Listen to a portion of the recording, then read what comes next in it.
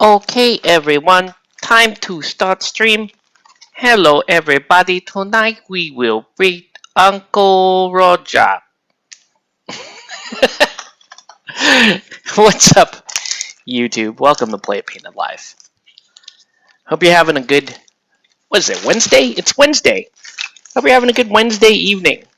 You're going to be painting Judgmental Uncle at some point tonight, so bear with me as I look for an appropriate base. Now that's kind of fun. I'm looking through my collection of bases here for Uncle Roger, also known as Tawu from Aristeia. And if you came to chat, I am in the Discord tonight. Can't wait to hear what. Ooh, look at that one! Is very nice. Kind of like that one. Kind of nice. What else we got? MDF base inserts, and then I have like this. I have this kind of random steel plate, but that looks like trash. To be honest with you, I'm not a fan of that. Did not do a good job stamping that one. It was not a good job. Let's see. So bear with me as I rummage through some things here. I'm looking for bases. I'm looking for things that might look good as a base. I don't want to stamp a fresh base. Ooh, I like that. See how that kind of has that nice. That's kind of nice. I think we're going with that. I think we're going with that, folks. That looks quite nice, and it's very thematic. That's how we gonna do it. I like that quite a bit. And since Guild Ball is canceled, now we could use all kinds of proxies, yo. You know, let's make our lemonade, people. This is what we're gonna do. Uncle Roger. I'm gonna build Uncle Roger out of this.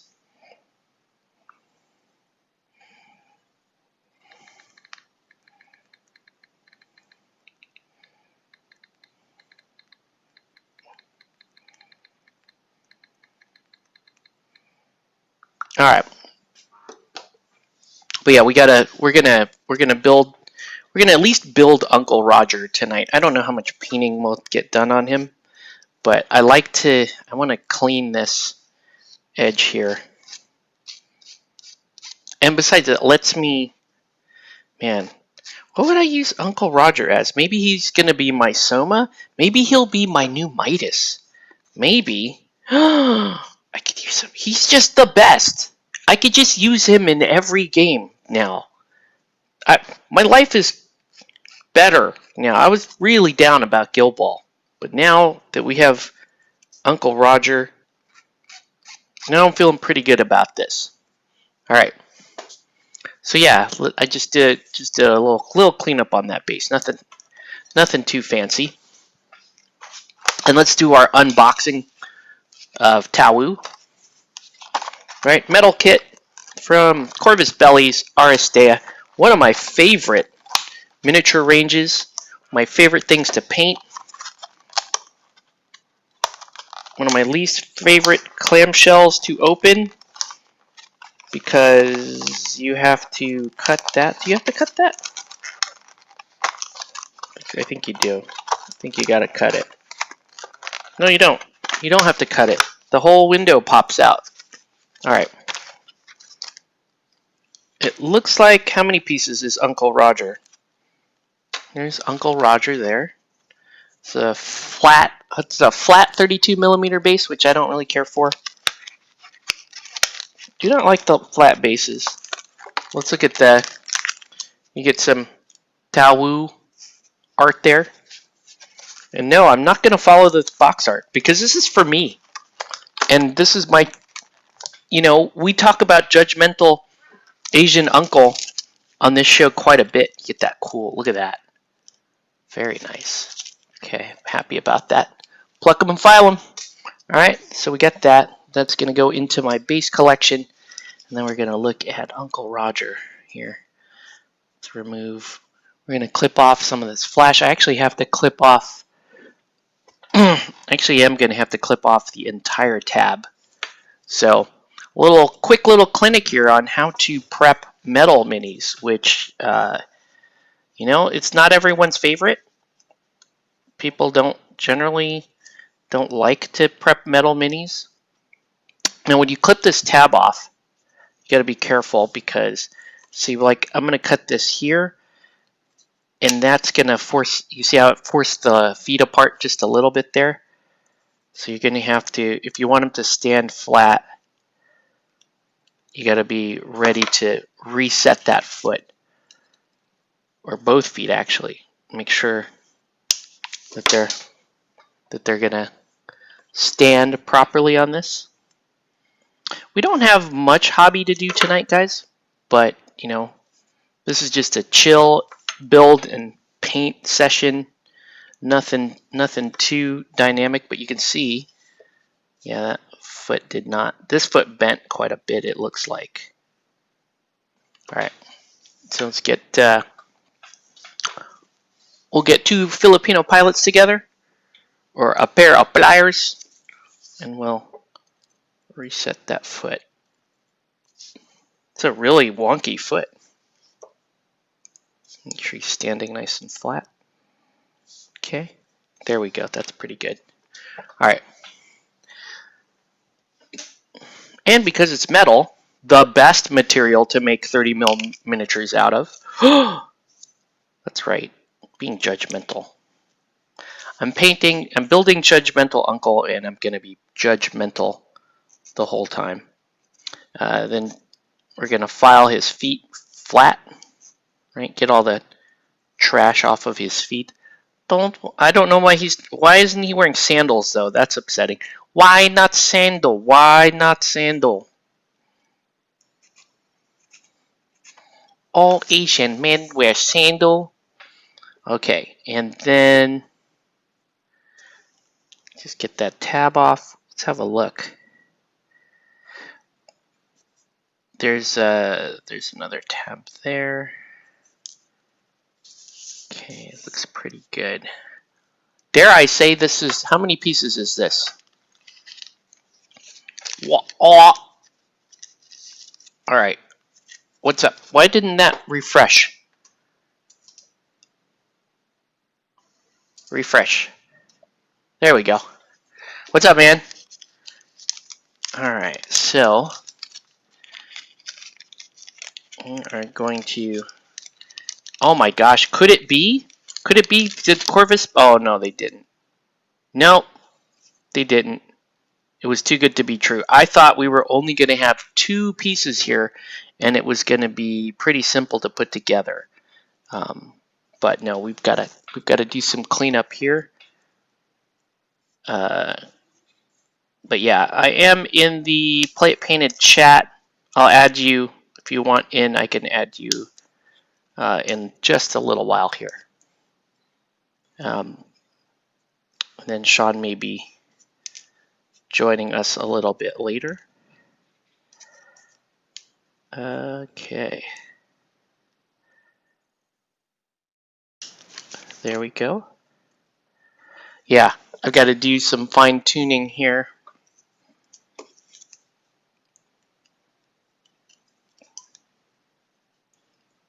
But these are very good sculpts. I'm a big fan of these Aristeia minis. Like I said, it's pound for pound the best overall experience in miniature gaming. This is, you know, if you were to ask somebody, where would you start? Somebody who is interested in the miniature hobby, where would you point them first? And I would point them at this game. Oh wow, look, fancy symbol here on jacket. That's pretty nice. I like that a lot. All right, here's the part that sucks. But at least the hands are sculpted as one piece. But sometimes just getting rid of these tiny little tags can get annoying. I just got a tiny little tag there.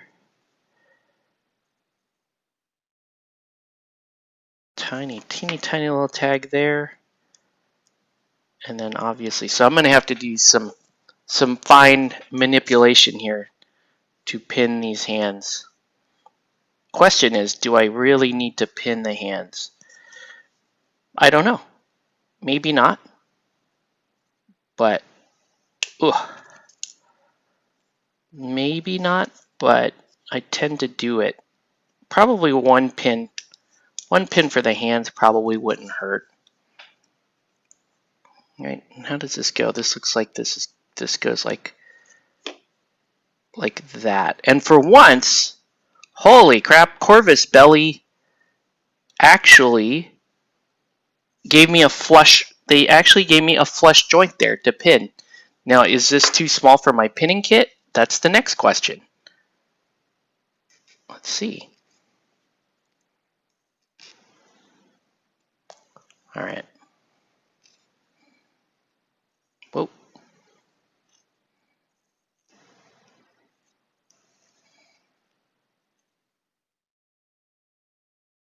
Okay. All right. Let's see. Well, I guess while I'm doing fine manipulation, I can. Let's go here.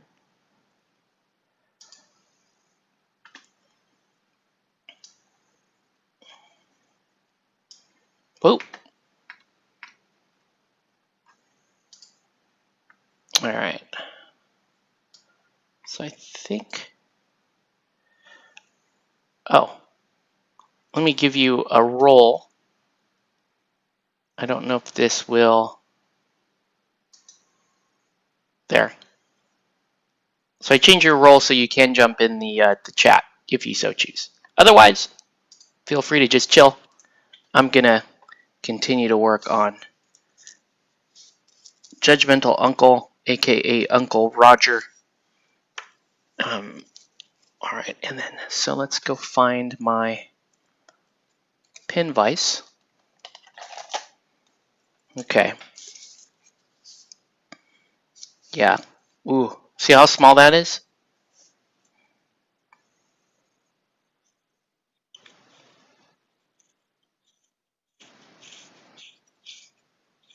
Let's pin it. Why do we pin it? Because we're psychos. Not everybody would want to pin something this small. But I'm not everybody. I like to pin things. Make sure that they're gonna fit. Good news is I'm only dealing with 3 pins for this whole model. That's actually quite good as far as Aristeia goes.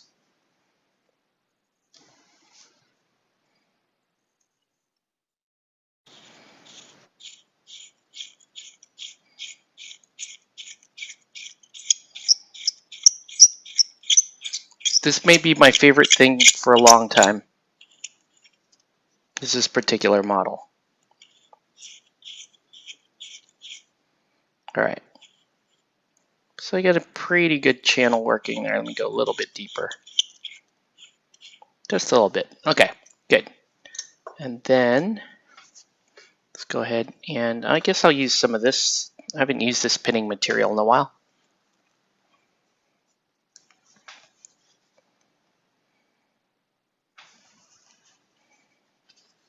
Make sure I don't just fire this off into infinity somewhere. Let's make some pins. So there's the small pin. Let's make a bigger pin for his foot. And then one for the back, which pretty much is not going to serve any purpose the way that they've squared out the peg there. But I'm going to do it anyway because, like I said, I'm not a reasonable person. A reasonable person would be fine with the joint that they've got. But I am not that reasonable. All right. Okay, got small, medium, and large pins there. It's perfect. And let's get some glue. I usually use gel glue for this, but I'm not going to use gel glue for this one. I'm going to use just regular old liquid glue. Regular old thin glue. And I tend to glue the pin in first, and then I worry about the rest. How am I doing on glue? Am I out of glue? I'm not quite out of glue. I might be out of glue. Might be out of glue. Uh-oh. It's not good. That is not good. Wait, maybe I'm not out of glue.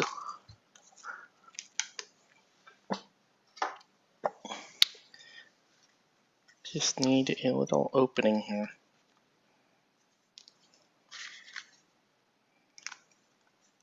All right. Did I do that right? Okay.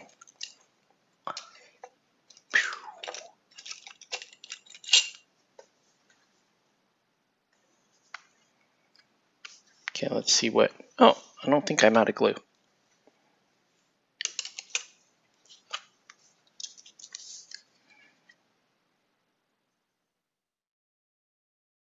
Oh, there we go. So I'm using a super thin glue to do this. I can barely pick up this pin. Maybe we need that pin to sit right... Oh! It was perfect, and then it jumped out when I moved my finger. There you go. See that? It's got to sit right there. Teeny tiny little pin. Right there, people. So that'll sit right there. I'll let that dry. Whoa. And I will drill a corresponding hole in here. In the center of his sleeve there.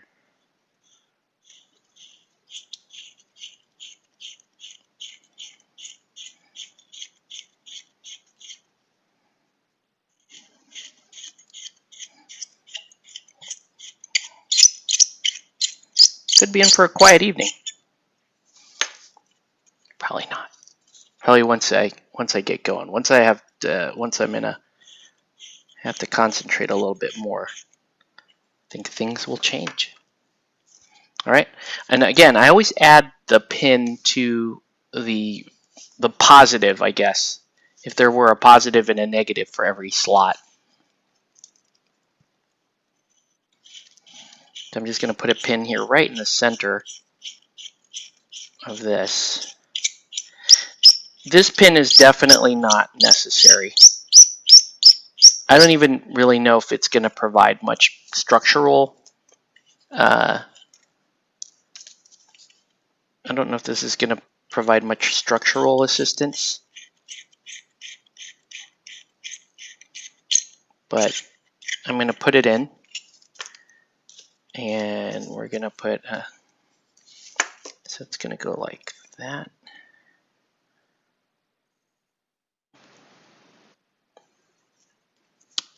So we'll have a pin. Whoa. We'll have a corresponding pin right there.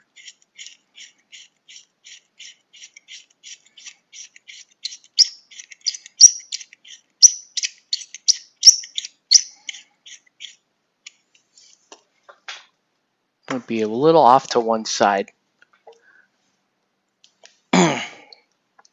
Oh, thanks. Okay. Yeah, this is my pinning kit. And it's specifically for weird Spanish models by Corvus Belli and by Night Models.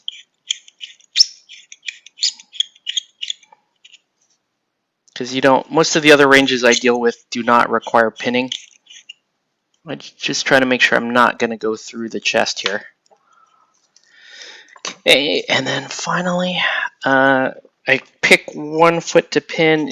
This is the more stable foot, so I always pick the more stable foot.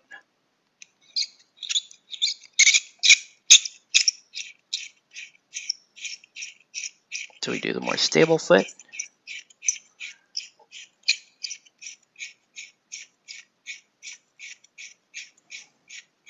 And it's a pretty big pin I've got going through the foot. So I'm gonna go kind of deep here on this one. These carbide drill bits are awesome. I recommend them to everybody who's looking to get a good pinning kit. Use the carbide bits. You know, you want a comfortable drill bit. You want to be able to do really small pins because that's super important for these super tiny little fiddly pieces like this. All right, so let's glue a couple things. Judgmental uncle said, "Why you no doctor?" I am doctor. I'm doing precision surgery on miniature. What's up, Nelson? This was the bright spot of my day, was finding Judgmental Uncle. Look at that. Perfect. So we go there, and let's do one here in his foot. I don't know, man. Now that Guild Ball's canceled, maybe I just use this miniature for everything. Maybe I get to be Judgmental Uncle in every single game from now on. Maybe. All right. Let's see if this will fit here. Oh. Did that fit? It looks like it sort of fits. There we go. Oh, wow. Look. Oh, that, yep. Hey, what's up, Chris? Okay. Now we can make nice hand for Uncle to look snappy in his garment. Look at him putting on glove. Just like surgeon. Uh-oh. Uh-oh. My motor skills are failing. Okay, there we go. Ah, that is so annoying. Did you see that? It was totally in place, and then it jumped out at me. Woo! Okay. Okay, that is looking pretty good. Look at that. And then finally, we need to put Uncle Roger's jacket on. Have fancy jacket.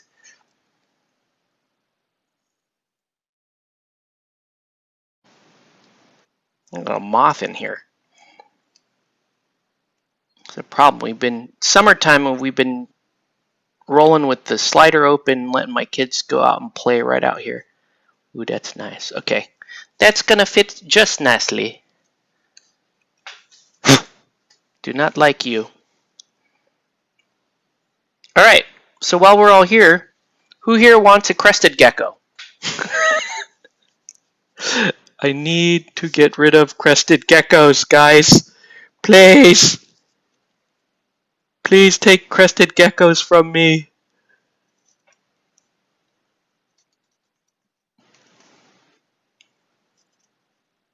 Alright. So I'll hold this in place. So I've got a pin there, and a pin here, and a pin on his foot. I'm just going to hold this in place for a minute. Oh, man. The only thing that would have been better than finding Uncle Roger today would have been Prism. Still need Prism in my life. Still need that to happen. And I'm super shocked, Nelson, that we have never played Aristeia together. How have we never played Aristeia together? It's a fantastic game for casual people. And the miniatures are super fun. And then you have the cool plastic miniatures, which are super cheap. It's just so damn convenient.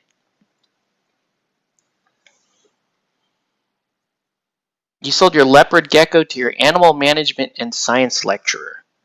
Well, that's cool. Leopard geckos are fun. Crested geckos, also awesome. Night mortar is incoming from France, so probably next week. Oh, yeah. So I guess Nelson is part of that order as well. Nice.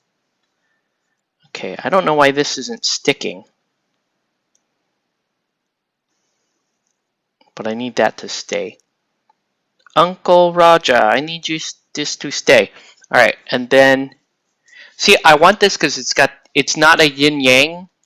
It's kind of a bad times 3 thing. But we'll still put Uncle Roger on this base. Alright. So if I put the pin there.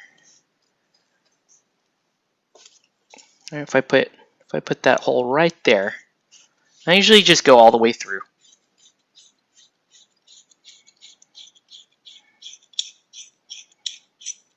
Paint day this Saturday, Chris.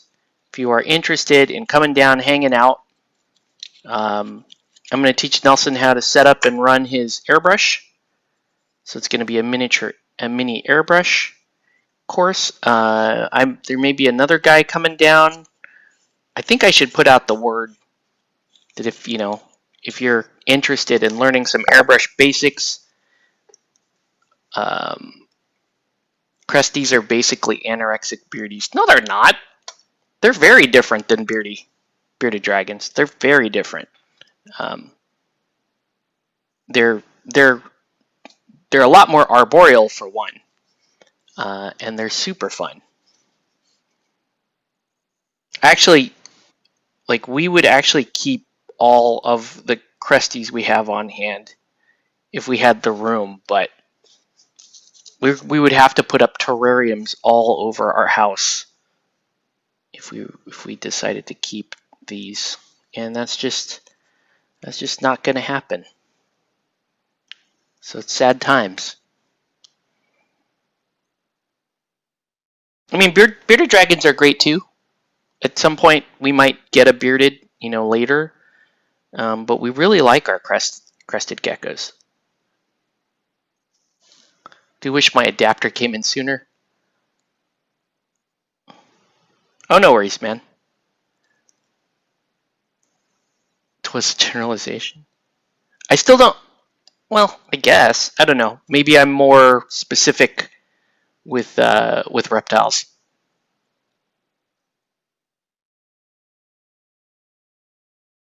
The crested gecko is kind of like... in my opinion, I guess I would say it's a mix between...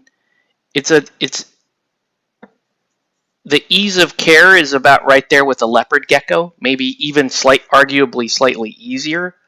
But then you get some like tree frog / chameleon arboreal nocturnal fun with them, right? Because they're very active at night, which means it means they're very chill during the daytime. You can handle them quite a bit during the day. And they're super nice, but at night they get super active, so they fire up. They look really cool. They're like super bright orange and black and all kinds of cool colors at night. But the trade-off there is, they get real active and jumpy and that kind of stuff. Still, they're super cool. I mean, I could go grab my Cresty and bring him here, but he'll just run all over this place. If I did a stream during the day, he'd probably just chill here in my hand and get warm, because they like to do that as well. But I never owned crested geckos till about 2 years ago, when we were gifted a pair of crested geckos, and lo and behold, one was a boy and one was a girl, and we kept them together, and oh boy, and that's why we have 12. So, anyways, yeah. But yes, if you are interested in a crested gecko, I'm just putting the word out. We do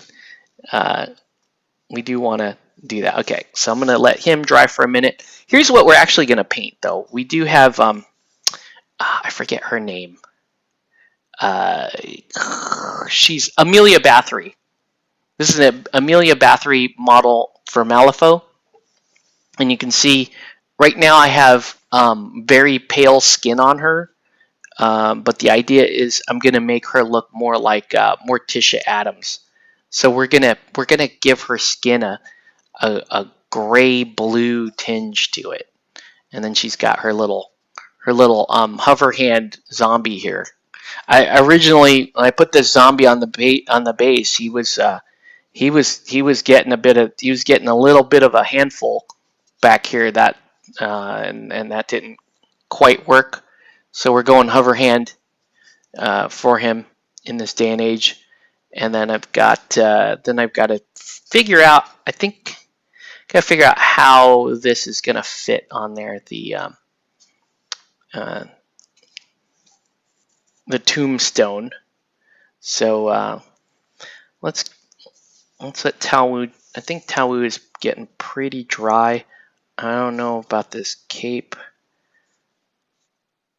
I hope he doesn't. I hope he's got enough glue on his feet so he doesn't pop out. But we could try priming him. He may very well fly off of the base. But let's see. All right.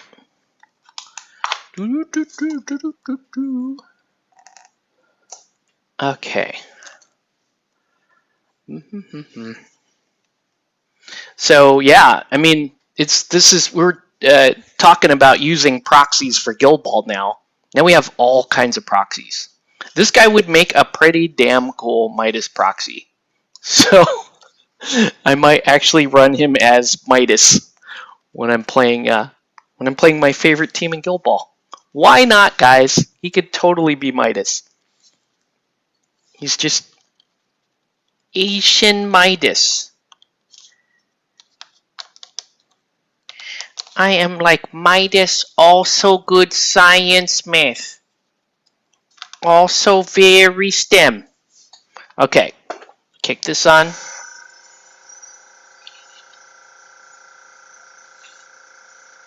Have better grade than Midas. But yeah, I really like this. I really like this model. He is so damn cool. Here's the one problem with having a tank on your compressor. You gotta wait for it to fill.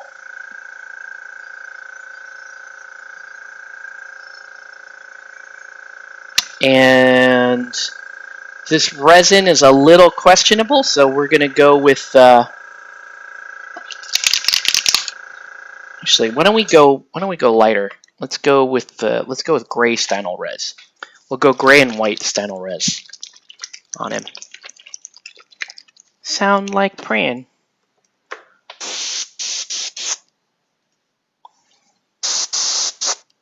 All right.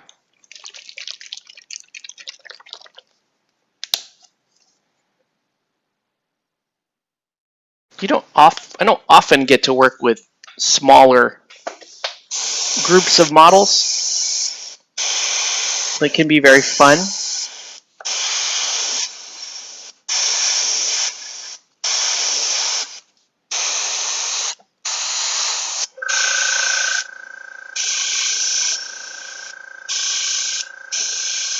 Stynel Res is amazing airbrush primer.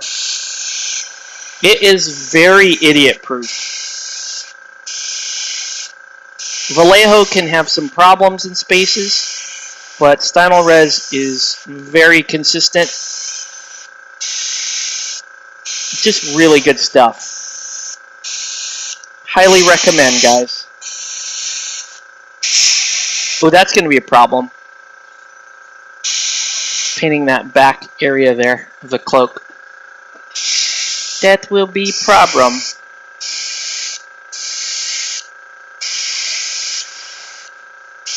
And honestly, the reason why I didn't just go all white on this is a couple of things. The base is not going to be all white, and then I also like the Stynel Res just because I know it's going to stick to this resin base, and it's not going to bounce so much off the metal the way like Vallejo Black. You have to be careful. Sometimes Vallejo Black will bounce off metal. Alright, there we go. It's your conscience again. Oh, he's back on conscience. Back on the stream. Alright, what's up, man? The ceiling, I believe. Got him. Well done. Okay. I'm very proud of that. Very proud. Alright. So, are you are you working on anything? No, that was Chris. He was working. Right now, no. I'm not in my hobby location. Let's just say that, I guess. Okay. Like I a different residence. I have all my like equipment and models and everything. Over here, I've got like my computer and kind of like business and work and college stuff. Oh, okay. It's the office. It kind of, yeah. Alright, here we go. Oh, right here. Yeah. We still. So, yeah. I didn't catch much of the stream the other day. We're all screaming about Guild Ball, that one? The commiserations of Guild Ball, yeah. I stayed like the start, then like dipped out. Yeah, that was fairly important for a bunch of the guys to be able to get stuff off their chest. But yeah, I don't know. We're going through the stages of grief, I guess, as a community. I see you exhibited quite a few stages there. Yeah. I mean, today they had a sale on Guild Ball stuff, and a bunch of people hit that sale pretty hard, including people that don't play Guild Ball. They're just like, you know what? I mean, like, I couldn't fathom losing like 40k, for instance, from like my life. It seems like such a kind of, you know, it's like you said it was your second favorite aside from Anastasia. And no, it actually is my favorite. That was my favorite miniature game. It's not the and you know, it's not the first time it's happened with my favorite miniature game. So, but the most frustrating part is when you know when it's gone and you had a community built around it, and then we go through this stage of you know everybody trying to find a game for them, and then you know potentially try to pitch it to the group. Yeah. So we're in that stage right now, but then we're also still in the stage of well, we're still gonna play Guild Ball, so we're still gonna have events and that kind of thing. But you know, we know it's not. We're not counting on it becoming like Blood Bowl. We're not counting on it being a long-term thing. Yeah. We're just gonna play it out until I run out of tournament kits. Rip Wrath of Kings. What's up, Matt? Yeah, that's another one. I'm tempted to just do. We should just do a series of battle reports on dead games, and I can explain why this game was awesome and why everyone's dumb for letting it die. But actually, most of the time when games die, it's usually something the manufacturer did that was particularly fatal. Hello. Hey, what's up? Not much. How's it going? It's going all right. We got Uncle Roger right now. He's looking pretty cool. He looks boss. Yeah. Hey, Matt, what are you doing Friday, dude? Because I'm looking for a game, but it has to be a pretty early game. I cannot do so. Unfortunately, I can't get my my late afternoon game. It's got to be kind of an early game. Dude. Yeah, I like it. It's a cool motto. All right. We'll let him drive for a minute. What are you working on, Sean? I am working on putting together Black Panther and Killmonger for Marvel Crisis Protocol. Oh, MCP. There's another one I gotta try. I got all that stuff paying for it. Might as well. Yeah. I know that you probably would be more apt for it once some of the other Spider-Man villains come out. Yeah, if we get Mysterio, Green Goblin, if we get the Sinister Six, man, I want to play that. I just want that team. That team is Green Goblin, Doc Ock, Vulture, Kraven, Green Goblin, Doc Ock, Vulture, Kraven, Mysterio, and I forget who else is in that. I forget who else is in the Sinister Six. You have something to do at noon. Damn it! It's game over. Wasn't Rhino and Scorpion also? Yes, you're absolutely right. Rhino and Scorpion also in Sinister Six, but that's 7. Did I add someone that should not be in Sinister Six? I think. Oh no! I feel I have a weird feeling that what's his name? Kraven was kind of like the flex guy for the Sinister Six. You might be right.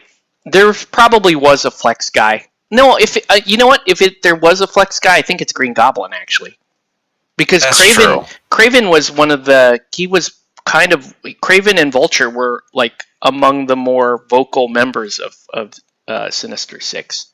Mm-hmm. So there are several Sinister Six, just like Suicide Squad. They rotate. It's not wrong. Yeah, no, that's a good point, Nelson. Because Bronze Tiger was a part of Suicide Squad. Yeah. Is there a Willem Dafoe Green Goblin model? No, unfortunately, MCP doesn't do. They don't do models license. Based on actors the way Knight does. That's sad. So all the DC. I'd love a little 25mm scale Willem Dafoe. I could laugh at him every night. That would be pretty cool. I hold him to my ear and he'd go, "You're a scientist." I'm not a scientist myself. I do love his 18 laugh lines crease up and I cry. Yeah. And I go to sleep and have nightmares about Willem Dafoe. Oh, I do love Willem Dafoe. He's so great. Yeah, let me check. Because, I know that at one point they had posted up on, Facebook when Gen Con was up, who's in the Spider Foes section. Because they haven't done Sinister Six yet. So, hopefully they will do it, but... Mm-hmm. Yeah, please do Sinister Six. Damn it. That's what... I'm sure... I think they're more likely to do Brotherhood of Evil Mutants. They'll probably do that. Yeah.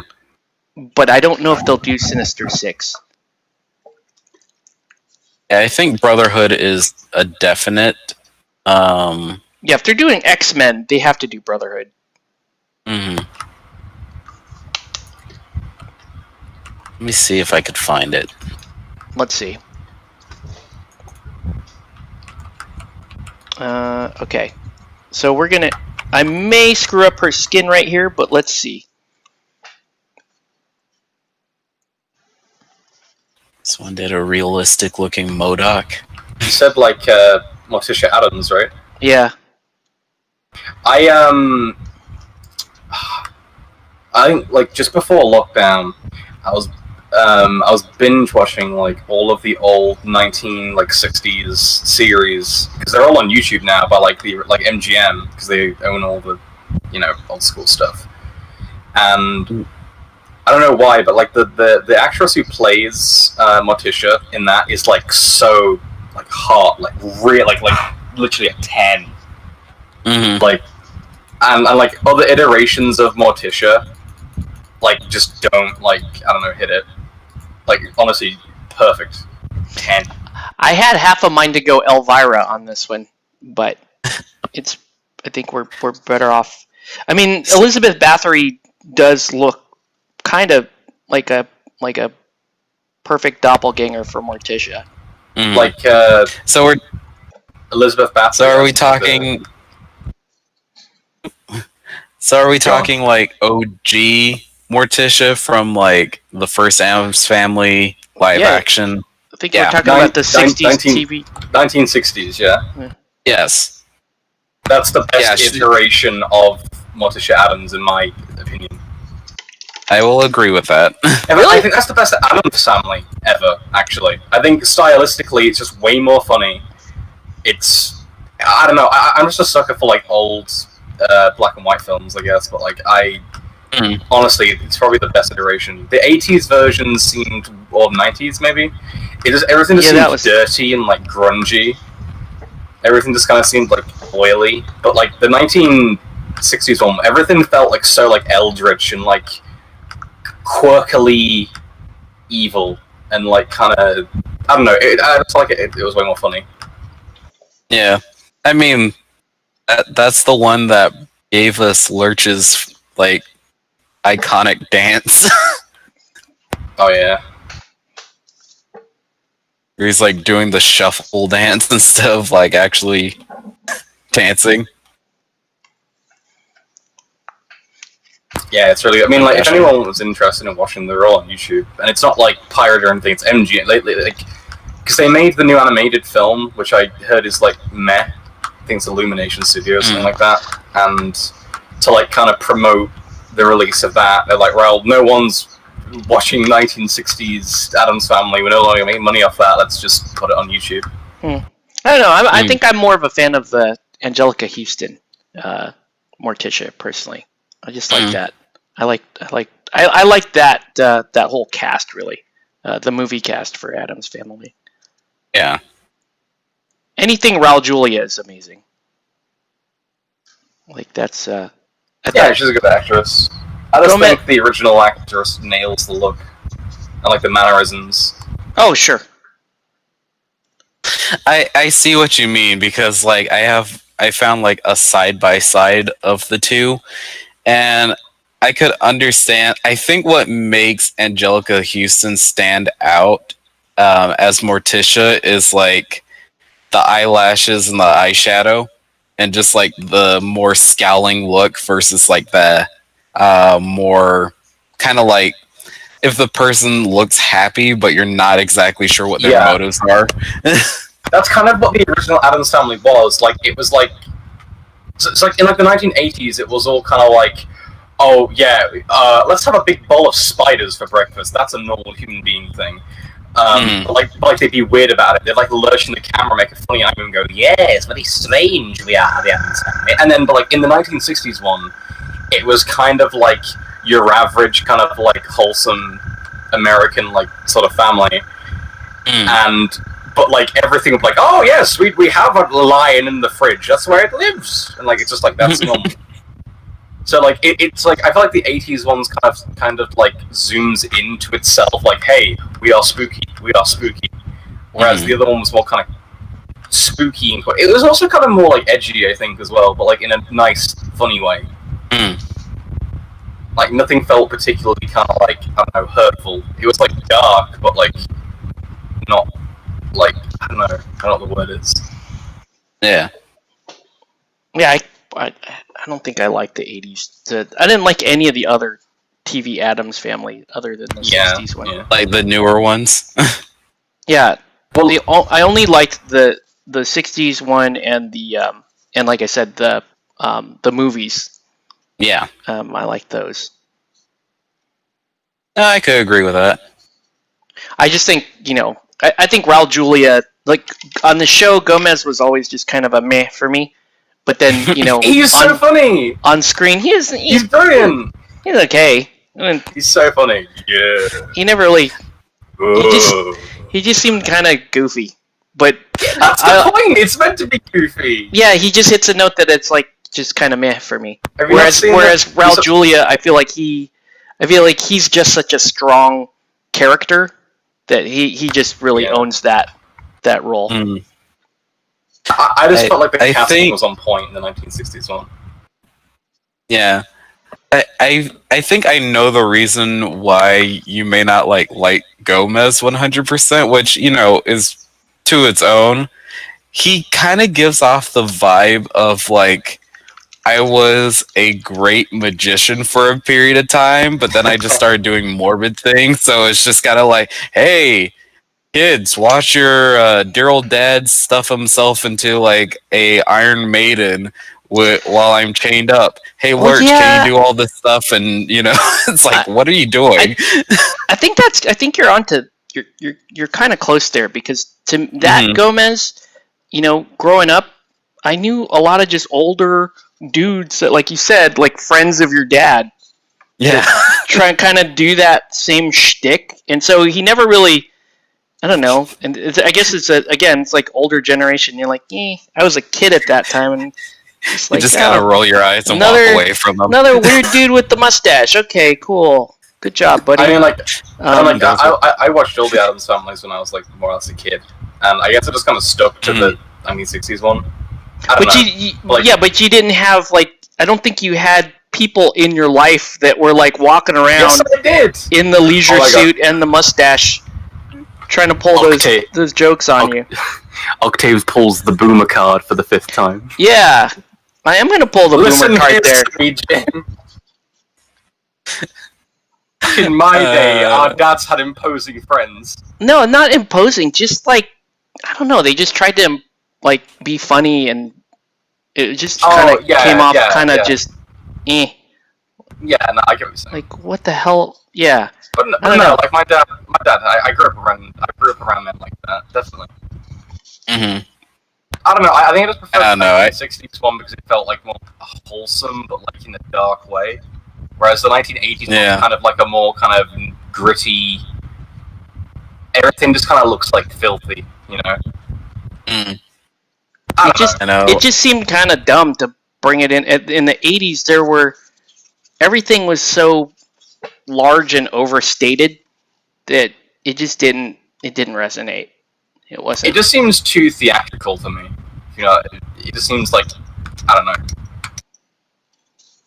Everything kind of looks like from another world, which I know it's meant to be, but like the 1961s had more kind of like a believable, they could live down the house, like, you know, a few blocks away sort of deal. I don't know. I'm just a young lad. I was answering the Suicide Squad thing. Since they're making the second one. Yeah, I'm kind of psyched for Idris Elba to be Bronze Tiger. Is he gonna actually be Bronze Tiger? Yes, he is. Is it really? That's awesome.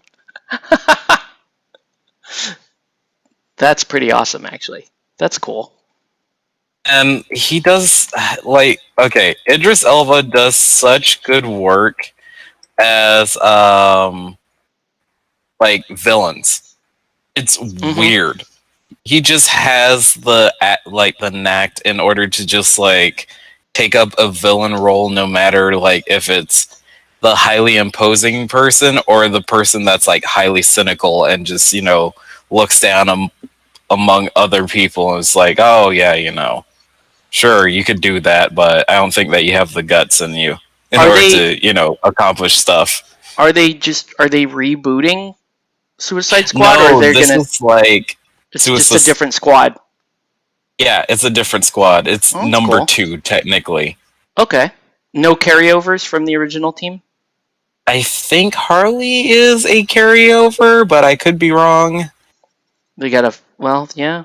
I mean, they got to have Idris Elba's pretty good box office draw, but you want to have Margot back. It makes sense if they got her back. Or at least they approach Idris Elba in order to play Bronze Tiger. I'm not sure if he actually is. I think he would be a good choice for Bronze Tiger. But yeah, I agree, definitely. That would be pretty cool. But I wouldn't be surprised if they decide to pull John Cena in for a role. Oh my god, don't Suicide Squad. Don't jinx it, please. Let him be Catman. Please. Let If him he's be Catman, Catman. I will laugh. He'd do it. He'd do it. He was in the Fred film. Like he'll Yeah. be in anything. He's willing to take on any role. He's like Nicolas Cage tier at this point. I've got to make my IRS payments. Oh my god. That's not a very good Nicolas Cage. I know he was in debt, like really bad, really people there's like a video I think of like a team of like repo people like raiding his house, like carrying out furniture and stuff. He's like screaming in the driveway. Like, it's really funny because I think I've slowly haven't been watching as many movies, but then again, of course, with what's happening in the world, you can't really watch too many movies. But I think I've only been watching movies that I just felt like needed the time of day, and others I'd say, I'll just wait until it comes, either on TV or like probably like on DVD, Netflix, and all that type of stuff. I really want to watch a bunch of films, but it's like we have like Netflix and Sky. I don't know what it's like. That's like a kind of television. Oh, should we have that over there? It's kind of like no, it's like HBO kind of. We don't really have Sky. Yeah, and it's I like think a service provider thing. It's like a so it's almost like cable or well, I think it's a bit better than cable. Like you get films and stuff from it. And like there's a lot of films on there, but I don't know, like I just don't know what to watch because like I was like, oh, I'll watch all the Marvel films. So I've only watched like one or two from when I was like 12, but like they're not all on there. It's like there's like 5, and like I don't know. I feel like the whole idea of streaming stuff's kind of fell apart now that like there's 1,500 streaming services. Yeah, like the convenience of it's kind of been whisked away. Yeah, it's basically like you get the ones that you know that you're gonna watch or has like the most of certain TV shows that you want to watch because sometimes we all don't have time in order to sit down and make sure that we're here at 7 p.m. in order to watch this particular show. Don't touch that dial. No, it's like I'll just binge watch it like later when I'm like not working. I honestly don't think that like terrestrial television will survive like the next 2 decades. No, probably not. Yeah. I barely watch television purely out of choice. Just because I don't know. I'll sit down and watch a film with like my family and stuff, but like we're not waiting for James Bond, the spy who loved me, to come on at exactly 8:30. No, we like go on a service provider and we like pick it. Yeah. It's also way more cheaper as well and way less hassle. It's probably way easier over there, but over here, you've probably heard about the television license from the UK. I think I've mentioned remember seeing something about it. Yeah, so over here, if you own a television a television or screen that is used to consume digital media that has the capability of receiving live broadcasts, and indulge in watching those broadcasts, you are breaking the law unless you have a TV license fee. You actually need a license to own and operate a television that receives live broadcasts. Now, if I'm watching, if I'm watching, let's say, a YouTube video on how to like paint something, it doesn't count because it's not a live broadcast, pre-recorded. If I'm watching Octave's stream like I am right now, I'm breaking the law. The issue is, it is nigh impossible to prove someone is watching a live broadcast. Yeah. So basically, a lot of people just get around it, and I think that's ultimately a good thing because it's literally an archaic thing left over from the 1960s. Yeah, it is. It's mainly used to like fund the BBC, which a lot of people think is more or less good. I like the BBC. It's got its problems, but like Yeah. it's archaic. The idea of having a TV license that is like just a relic of a bygone era. It is. We have a lot of those over here, like a lot of fucking like media. Oh, sorry, I swore. Sorry. I don't care. Oh, okay. Do you it's not after know? dark. Yeah. Don't give Hey, a shit. Susan, you can fill tilts too low. Jeez. Yeah, we don't give a shit. It's after dark. No children usually are watching this anyways. This video was removed by user. We're like the underground of like, painting teams. I prefer underground stuff, to be honest. I feel like the more kind of niche the community is, the better like quality it is. I feel like when you have like an ant colony of a community, like with hundreds of people, it gets like Now the problem is I don't know, dehumanizing. when you have when you're going for specifically for a larger following, then you have to fucking sanitize your show. I hate that. Yeah, I hate that shit. I mean, like, And I mean, then like, go on. I just had,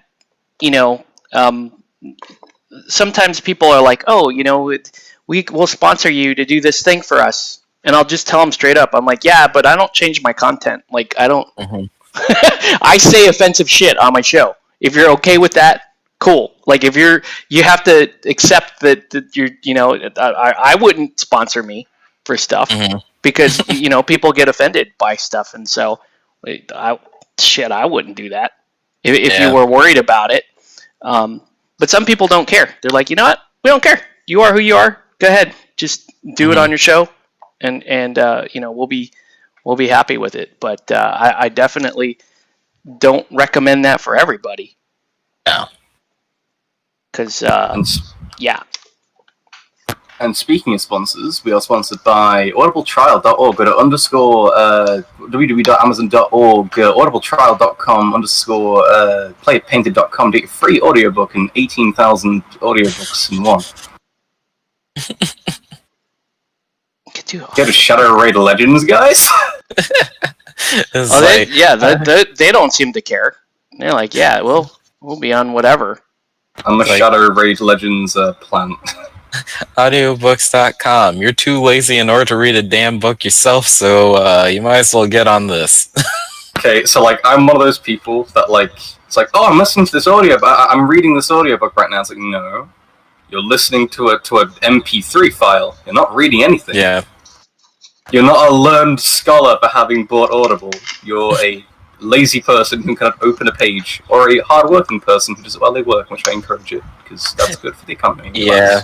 I mean, like, there are a lot of people that, don't have time to just, like... Yeah, I totally get that. I just do it to be shit. No worries. I mean, like, my wife is basically a librarian, and half of the time she's, like, reading stuff for one job, and then, like, she doesn't want to have to, like, read more stuff, so she just turns on, like, audiophile in order to listen to, like, a story that she wanted to get into, but she didn't have the time, so it's just like, well, I'm just gonna kill two birds with one stone here. I mean, like, my reason for, like, the, audiobook shaming stemmed from, like, one interaction between me and my friend called Jacob, and I was reading this, like, novel, 300 pages, kind of standard, and it took me about a year off and on to finish it, just because I was really busy that year. And when I was like on the last two chapters, my friend was like, "Oh, I got this book on Audible," and like he listened to it in a span of like a day, whilst I had taken like 280 days to have like read to the last bit. And I literally had to like cut all contact until I finished the book because I knew he'd spoil it for me.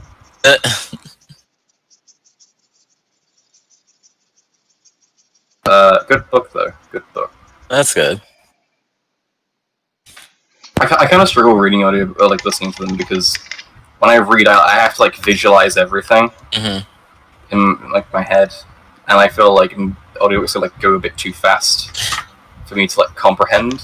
They can sometimes, especially if like some people accidentally hit the speed button on their Their audio file.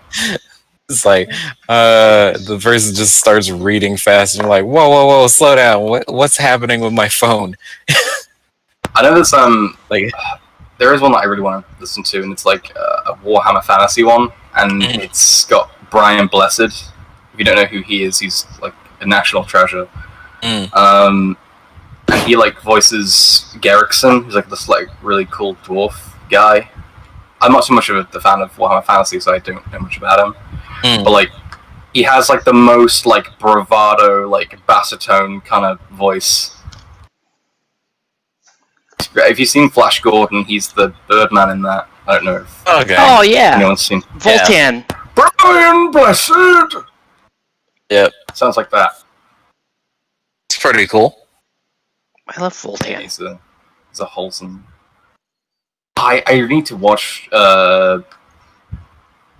Flash Gordon. Did I say He-Man or Flash Gordon? Yeah, Flash Gordon. Yeah, I love the designs of everything in Flash Gordon. It's so like Flash bizarre Gordon, and crazy, freaking awesome. Yeah, It's good read. I am Ming the Merciless. That's when I knew I wanted to be Ming the Merciless. That Ming guy had green blood. Freaking awesome. Ming had green blood, my guy. Nobody made a big deal. He was a Chinese dude played by a Norwegian. No one said shit. I know. And it was dope. You want to know why? Because that's dope. Don't stop freaking out, internet. Jeez, just let the fucking Norwegian guy play a Chinese dude. It's alright. Calm down. It's probably because no one made a shit of it, probably because no one in China had a television in the 70s. It's because Max von Sydow is dope, that's why. No, it's not. It never comes from... That's a misconception. It never comes from the actual country. It always comes from American people. You know, it always comes from Western... I've heard people, yeah, bull fucking shit, man. Like, it always comes from the Western people. Whenever there's, they're culturally appropriating some shit from Asia, then they talk to Asians, and they're like, no, we're cool with this. Like, we don't understand what your problem is. I'm offended by... Yeah, you're offended on behalf of people that you don't know, that you don't live with. Like, what the hell? There's no... Chinese people mad about Max von Sydow playing Ming the Merciless. That's not a thing. Let's put me in my place. It just doesn't. It doesn't... That's just not a thing. I don't know. It doesn't... Look at the whole controversy over, what's it called? Ghost? Ghost in the Shell? No, not Ghost in the Shell. Ghost the... but there's that, too. That. Yeah, Nelson, Chinese man in the chat. He doesn't give a fuck. Like, people need to calm down. Like, that's not... Yeah. I agree, people need to calm down, yeah. I rather have other races... I mean, like, most of these issues are, like, non-issues. Like, you want to talk about, like, actual racial oppression and shit? Like, there's a million and one examples of, like, real detrimental shit happening in the world. Like, slavery is still a thing in North Africa and like Mauritania and in Somalia. Fucking like nuts. Chinese sweatshops. I mean, hell, Chinese sweatshops and like Southeast Asian stuff is like no one talks about it. It's like the evil everyone's okay with. You'll have these big companies that like claim to promote diversity and like well-being for everyone. Not even that. Their products are made by like people without fingers. Well, look at what the Chinese are doing to Muslims that everyone as well. refuses to acknowledge. No, it's it's almost like I said, it's like a classroom, and there's shitty kids in that classroom, and instead of the teacher taking care of the shitty kids, she keeps yelling at the good kids over small shit. Yeah, I mean, like people are always going to find something that upsets them. I think if people think they're doing good, they're probably doing good. I don't know. I disagree. I think if people are doing good, you're usually doing something really bad. I don't know. That's me. I think you're. Yeah. If you're like, I'm doing this and I'm doing good, I'm like, nah, you're probably not. You're probably. I don't know. I mean, really like, bad. I think most people. Like, they want to do good. 10, and of course that can have bad effects. But I think the average person on the street, just going by numbers, probably seeks to do good and probably does good. I'm not saying on the internet. I'm not saying on Twitter. I'm saying like as in general. As in, yeah. Like, the human race. Yeah, if you seek to do good and you do good on an individual basis. Yeah. Yeah, for sure. Yeah. The internet is a different world. You hear the most polarizing opinions. I mean, I said in the first live stream, like, Twitter is the fast food of debate. No one's mind gets changed in a Twitter argument. You go, that's about your opinion, get mad, make someone else mad, or leave. Like, that's When other race girls wear traditional Asian dress, it's fucking hot, says Nelson. It is. Yeah. That is. And those dresses are really nice. I mean, I got my wife. I got her one of those, like those nice little Chinese dresses. Mm-hmm. Those little satin dresses. Those are hot. He's right. He ain't lying. We need a kimono script stream from you, Octave. A what? A kimono stream. Well, kimonos aren't. You want to do an entire stream in a kimono? Kimonos aren't very hot. I'm talking the satin. Talking the satin Chinese dresses. Those are hot. Satin's an insulator. That's gonna make you warm. That's gonna make you roast. Yeah, don't care. Satin is like the worst material. It's super itchy. You don't have to wear it. It's okay. I'll be fine with that. I'll wear a kimono. You can yeah. You go do you. But I'm saying. I'll have 10 kimonos. I'm just saying that I agree with Nelson. Those are hot. Those dresses are hot. That one girl got in trouble for wearing one to her prom. What was it? Some girl in Colorado got in trouble for that. Yeah, that was silly. That entire thing. And then like every Asian person was like, "What are you upset about? There's no. What is your problem?" I just find it. I just find it stupid silly, shit like that. I just find it silly in like the modern day how like people think that like a culture owns a piece of something, like people claiming it's hard like to own anything. Yeah, like a group of people can't own something as vague as like an identity. Like no, people can wear whatever the hell they want. It's silly. Case in point. Let's do, for example, alcohol, rum, for example.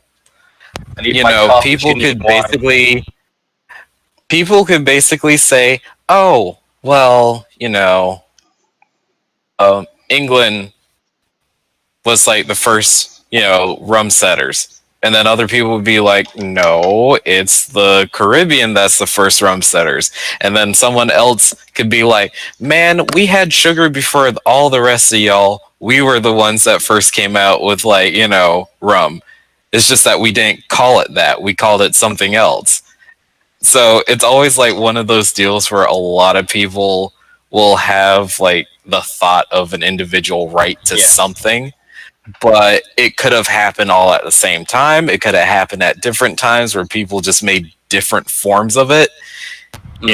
History's like weird because half of the time, one person at one country would come up with an idea that someone else on a different end of the country comes up with it at the same time, and they're like working the same thing. It's just that it looks slightly different, and then once people actually come together, it's like, that's ours. It's like, no, that's ours. And then it just turns into like this weird wildfire of like who made it first. I feel like people get butthurt about like it's not necessarily like commodities like wine and sugar and stuff. It's more like pieces that identify culture. Like one of them was like I think it was dreadlocks. They're like, oh, these are African, but like no, like the Greeks had dreadlocks. Like Yeah, that's been around for Yeah, exactly. And the Vikings also had dreadlocks. Yeah, exactly. Oh, I don't think Vikings had dreadlocks, but they very well might have. Yeah, they might have. Yeah, sure. You never know. I mean, they probably did at some point. I mean, like there were there were like Nords in what's the north of Italy called? Tuscany. Yeah, there were Nords in Tuscany, so probably yeah. Yeah. But like the idea like you're robbing someone's culture is just like silly, because like the world's interconnected now. Like with you know, you can fly to any country within a day, more or less. Like individual culture doesn't really exist anymore because everything is influenced by everything. I'm talking to two presumably Americans from across the world. You know, my culture's probably closer to that of America than other ones, but like, you know, everything influences with the internet. Every culture influences each other. You can't really have like, you know. Well, I will say that that actually I was recently offended by something culturally. Dear. Yeah, I know. Oh no! I was shocked myself, but there was a huge backlash, and it had to do with a video that Sean sent me. Really? Yeah, no, I'll explain it, right? Because I'm always like, cultural appropriation is not a thing, but when you egregiously misrepresent something, it upsets the shit out of me. Like, okay, so I don't think it's not a thing, but I think it's not a thing as big as people think it is. You know, I don't think it's a thing. I don't think it's a thing in the sense that in every example, I can't think of an example. I'm yet to find an example that where I go, yeah, that is cultural appropriation. Not for some time. But this one was... It's a thing that could exist. This was a thing that that Sean sent, which is actually, it was a funny skit, but this lady was on BBC television, BBC Food, and she was, and she made fried rice, and... I've heard of this. And... And I'm like, no culture can really own anything, but that you cannot deny that fried rice is definitely something that is considered a staple to Asian cultures, right? Making fried rice. And this lady on BBC Food, and that's where I take issue with it, because it was some sort of official representation of something. If she was just a random YouTuber that didn't know how to fucking cook rice, that's one thing. I'm like, you're stupid. But this was BBC Food, and she cannot do the most basic things with rice because they couldn't be bothered to do 30 seconds of research. And that really upset me. Not from a cultural standpoint, from a culinary standpoint. Yeah. It made me mad that she face-raped rice on her show. It made me deeply upset as someone who comes from a long line of people who were eating rice, were genetically disposed to enjoying rice. That made me deeply upset. Like I was really mad. And then, you watch the skit and you're like, okay, Uncle Roger's amazing and I love him. And all of his points are valid, but also like very to a degree where it's like, man, like, it's not like, oh, she's racist. It's not like, oh, she's stealing our culture. It's nothing like that. She's just a culinary point. She's just doing awful things to rice. Like, it should never. That shouldn't be. Like, there needs to be a sincere apology about that. Okay, right, Chief. I want to stop you there. This sounds really pithy. Someone ate rice wrong on BBC television. Like, seriously? Yeah. No, she fucked up rice in a big fundamental way, and I pride myself on not being. Yeah, no. Go ahead, because you don't. Obviously, I don't think you. No, it's not that you don't eat rice. It's that maybe there isn't like that staple thing. Like if you were, I don't know. A lot of people like let's say Philly cheesesteak, right? If you're from Philly. And no, go ahead and disagree. That's fine. But if you're from Philly, there's a specific way to make a Philly cheesesteak. And if somebody got on Food Network and said, here's how you make a Philly cheesesteak, and they use the wrong beef, and they use the wrong bun, and they use the wrong cheese, and you were from Philly and you lived off of Philly cheesesteak, you'd probably be pretty fucking pissed about that. I don't know, man. It's not... It's not even that, like, oh my god, that's my hometown thing. It's that that's like it's misinformation. I mean, it's misinformation, and you don't. Okay, go ahead and judge from here, but you don't. Can you tell me how to make rice? No, I don't really care. No, you can't. Can you show me how to make rice? Do you know how Asians make rice? Because it's different than how Persians make rice. It's different than how Caribbeans make rice. Like, do you have? Of course, yeah. And was this on a food? Was this on a Food Network, or is this on like a morning television This is program? BBC Food, whatever the hell that is. BBC Food. Yeah. Which, you know, it at least carries some official name with it. So like, But- if the BBC like chopped up a baguette horizontally and did it wrong, do you think the French would be outraged justifiably? I mean, some might. If the expert. BBC came out and said, we're going to make French cuisine, and they chopped up a bunch of fries and threw it in a deep fryer, fuck yeah, the French should be mad. I mean, like, the BBC yes. isn't like an official thing. Like, yeah, it's the British Broadcasting Centre. But there isn't. Hold on, Chief. They contract all of their stuff out more or less to independent companies and stuff, right? So it has a BBC on it, but it's more or less a coalition of private networks and production companies. Okay, so walk me down your road. Walk me down your road. So that's fine. Okay, right. Outside, like you're okay with that. Village hall, the church. Like walk me down this road where this is okay. Where we can. No, really. I mean, you're gonna play advocate for it. I'm advocating it. You're advocating for it. You're advocating for the idea that people can jump on TV, that they can make a dish that is categorically and fundamentally wrong, and that there's no problem with that. That's on TV. That the whole premise of the show is, let me show you how to make fried rice. That was the entire premise of the show. And you're saying that, oh no, she could totally fuck that up from end to end. And because BBC isn't officially affiliated with this person, that's okay, that they bear no responsibility for that. The only reason walk me down this road. Hold on. Show me how this is okay. What about a show where they're fixing cars? Hey. Like we're... Octave, you can't ask me to answer a question if you keep talking over me, buddy. Well, you're talking over me too, but I'll let you go. Go ahead. Thank you. The only reason I bring up the official thing is because you made like a big deal of like, oh, this is the official seal of approval. British government approves of rice being done. Not the British government, but BBC. Well, like when you say official, I assume you're invoking the British government in the BBC.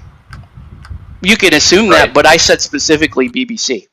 They put their label on it. But like it's official because the BBC is the British Broadcasting Network, right? But I don't care if it was NBC. I don't care, as long as it's a large corporation that says we're going to show you how to do something. I don't care if it's tied to a government or not. Okay, so I misread into the official part. Then sorry, my apologies. I mean, yeah, it's counterproductive, it's silly, it's stupid, but I just don't think it's something to get in a huffy about. Yeah, sure, if you've got a big connection to rice, I guess it's insensitive and whatnot, but, like, ultimately, yeah, fine, she's silly and stupid and bad and it shouldn't have happened. I rescind any argument and I guess apologize. Well, I just don't understand, like, if... Okay, so I'm not offended on the... that they stole culture. That's not the point.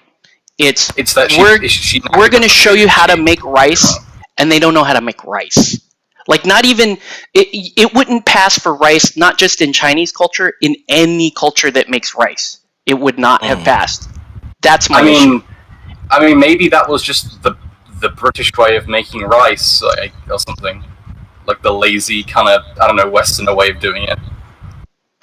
That's typically how we make traditional foods. We do it in a very lazy, kind of half-assed way, I think, in the West. I mean, again, like I'm playing more or less purely devil's advocate. I'm sorry if I've upset you. It's okay. No, it doesn't upset me. I just don't understand. Like, why are you trying to fight this argument when you don't really have a basis? I just kind of see it as like not worth time or attention. You know, like it may very well not be. No, I'll agree with you there. I'm not, and again, like I'm not gonna die on the hill of like this woman was justified in ruining rice because, like, again, like you know, it's silly. Like if she's doing a cooking program, yeah, she probably should have done more time. I probably feel like there's probably a greater context to it. I'll just assume she's probably an idiot. Like she's presumably it's a daytime television program hosted by the BBC. It's probably just some schlock air-filling garbage, you know? Well, yeah, you know, it's the part that's shocking, too, about it is, like I said, it's not... There's a difference between one YouTuber at home going, I'm going to show you how to do something, and they genuinely don't know how to do it. And it's like, okay. But you have to assume that there's somebody behind the camera, that there's somebody reading a script, that there's somebody cutting... Like, there are at least, let's say, conservatively, that there may be half a dozen people involved in this production, none of which looked at the very basic fundamental thing of how to make rice. That's just shocking to me. But yeah, as somebody, and I make some great fucking fried rice, by the way. But yeah, it offended me how that was okay. That it was okay that nobody knew how to do it, and that, like, we're going to put it together. And then, you know, and there is some officiality to it. That it's like, okay, we're BBC Food. We're going to show you how to make rice. It's going to be great. You know, and that was the entire premise of the show. And that's what, like, oh my God. Like, we're going to show you how to make hot dogs. Okay, step 1, put it in the microwave. Like, that's... what? Like, that's the level that this was at. And it was just... I mean, yeah, like, I take your word for it. So I was actually shocked because I watched the video and it was super funny. Like, I had a good laugh. But then I was like, man, I'm actually kind of offended at how completely ignorant this was. So... I think a lot of it, too, also comes from the fact that this person got paid in order to come on TV, zero research on, like, any form of, like, you know, you would hope that the person coming on TV, culinary expert, or at least cooks a lot, and all that type of stuff. And, you know, for other people that are, like, watching this, you know, sometimes people sit down and it's like, you know, I want to get my fried rice game, you know, better. Yeah. And when you end up seeing that, your brain does, like, loops, because it's like, what did I just watch? Yeah. Because every single other channel that I've been to is, like, I was coming in order to see, like, what seasoning she was going to use and all that type of stuff, but your brain gets stuck on, what did she just do within, like, the first few seconds of cooking this rice? Forget everything else out the window. What happened to this part? The part, I mean, she so it would be one thing if I was watching that show, right? And she did it, and I would immediately snap to judgment and go, "No, that's wrong. What the hell's the matter with you?" But then she shows you a trick, whereas, you know, she approached it a different way, and it turned out well. Then I'd be like, "Holy shit! I learned something. That was awesome, right?" When she shows the rice,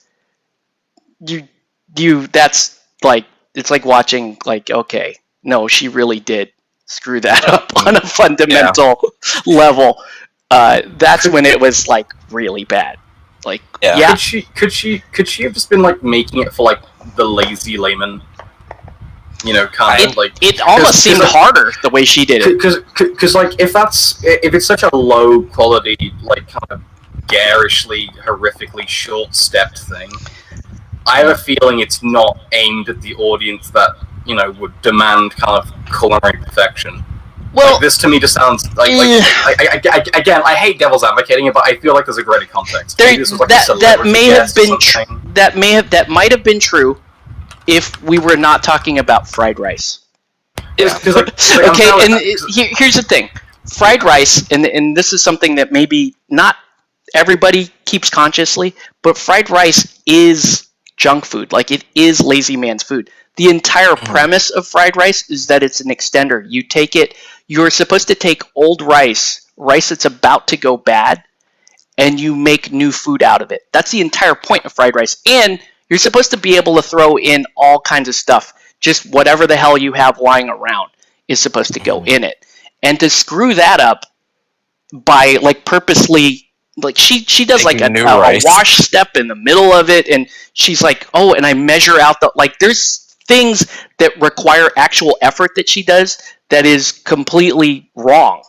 So if it was like an actual, like, I'm actually going to try to make a dish, fried rice, in the essence of fried rice is laziness. So right. Well, like, have you watched any of the clips from this, or just like a one-off thing? Because I'm fairly sure that, like, is this woman, like, is she, like, consistently a poor cook? Oh, I don't know. I haven't watched her other stuff. I'm sure she's good at other food. Yeah. I mean, I'll make that assumption, but I don't know. I mean, like, I assume if she's on a Food Network, she probably, I mean, presumably she's getting a paycheck somehow, yeah? Yeah, probably. Yeah. Somehow. So, like, I think, like, I don't think the greater context is that, like, they chose to fuck up, you know, necessarily. Because, I mean, just from, like, a business decision, why would you, you know? I mean, like, look, if this was like an April Fool's Day type joke effort, then fine. I probably would have looked the other way on this one and say, well, just don't use this one. Well, Or, maybe it's not her fault at all. Maybe it was. Maybe she walked on that day, and they're going to be like, "Oh, we've got this dish we want you to make, and it's super easy. And we heard you could make it anywhere, and you're such a good cook. Go ahead and do this, right?" So maybe her production, maybe the production itself, kind of threw her under the bus, and they put her on TV, and it's like, make fried rice, go. And a lot of it isn't like we're mad at her. We're like mad that it was allowed to slip through. Yeah. The effort that somebody in editing watched that and was like, "Oh, this is going to be great." I know. I mean, I feel like similar kind of incidents happen across all spectrums of television programs. Oh, definitely. Yeah. Like, there's probably 1,000,001 clips of some idiot chef doing something bad. Like, I mean, like, oh yeah, for sure. I just feel like, I mean, if she would have picked it, if any other food would have been cocked up, then, like, I feel like probably. I mean, I wasn't even aware of the Rice Gate or whatever this is called. Is it called Rice Gate? It might be. It really is in Rice Gate. I'm calling it Rice Gate. There were the amount of reaction videos. I was shocked because this guy he put together a funny video and whatever, but I found an entire couple of pages of random Asian people, and again, let me just say, we're as a community, we can be hard to offend, but there were at least 2 pages on my YouTube feed once I watched that one video of other Asians watching this video and being deeply upset about it.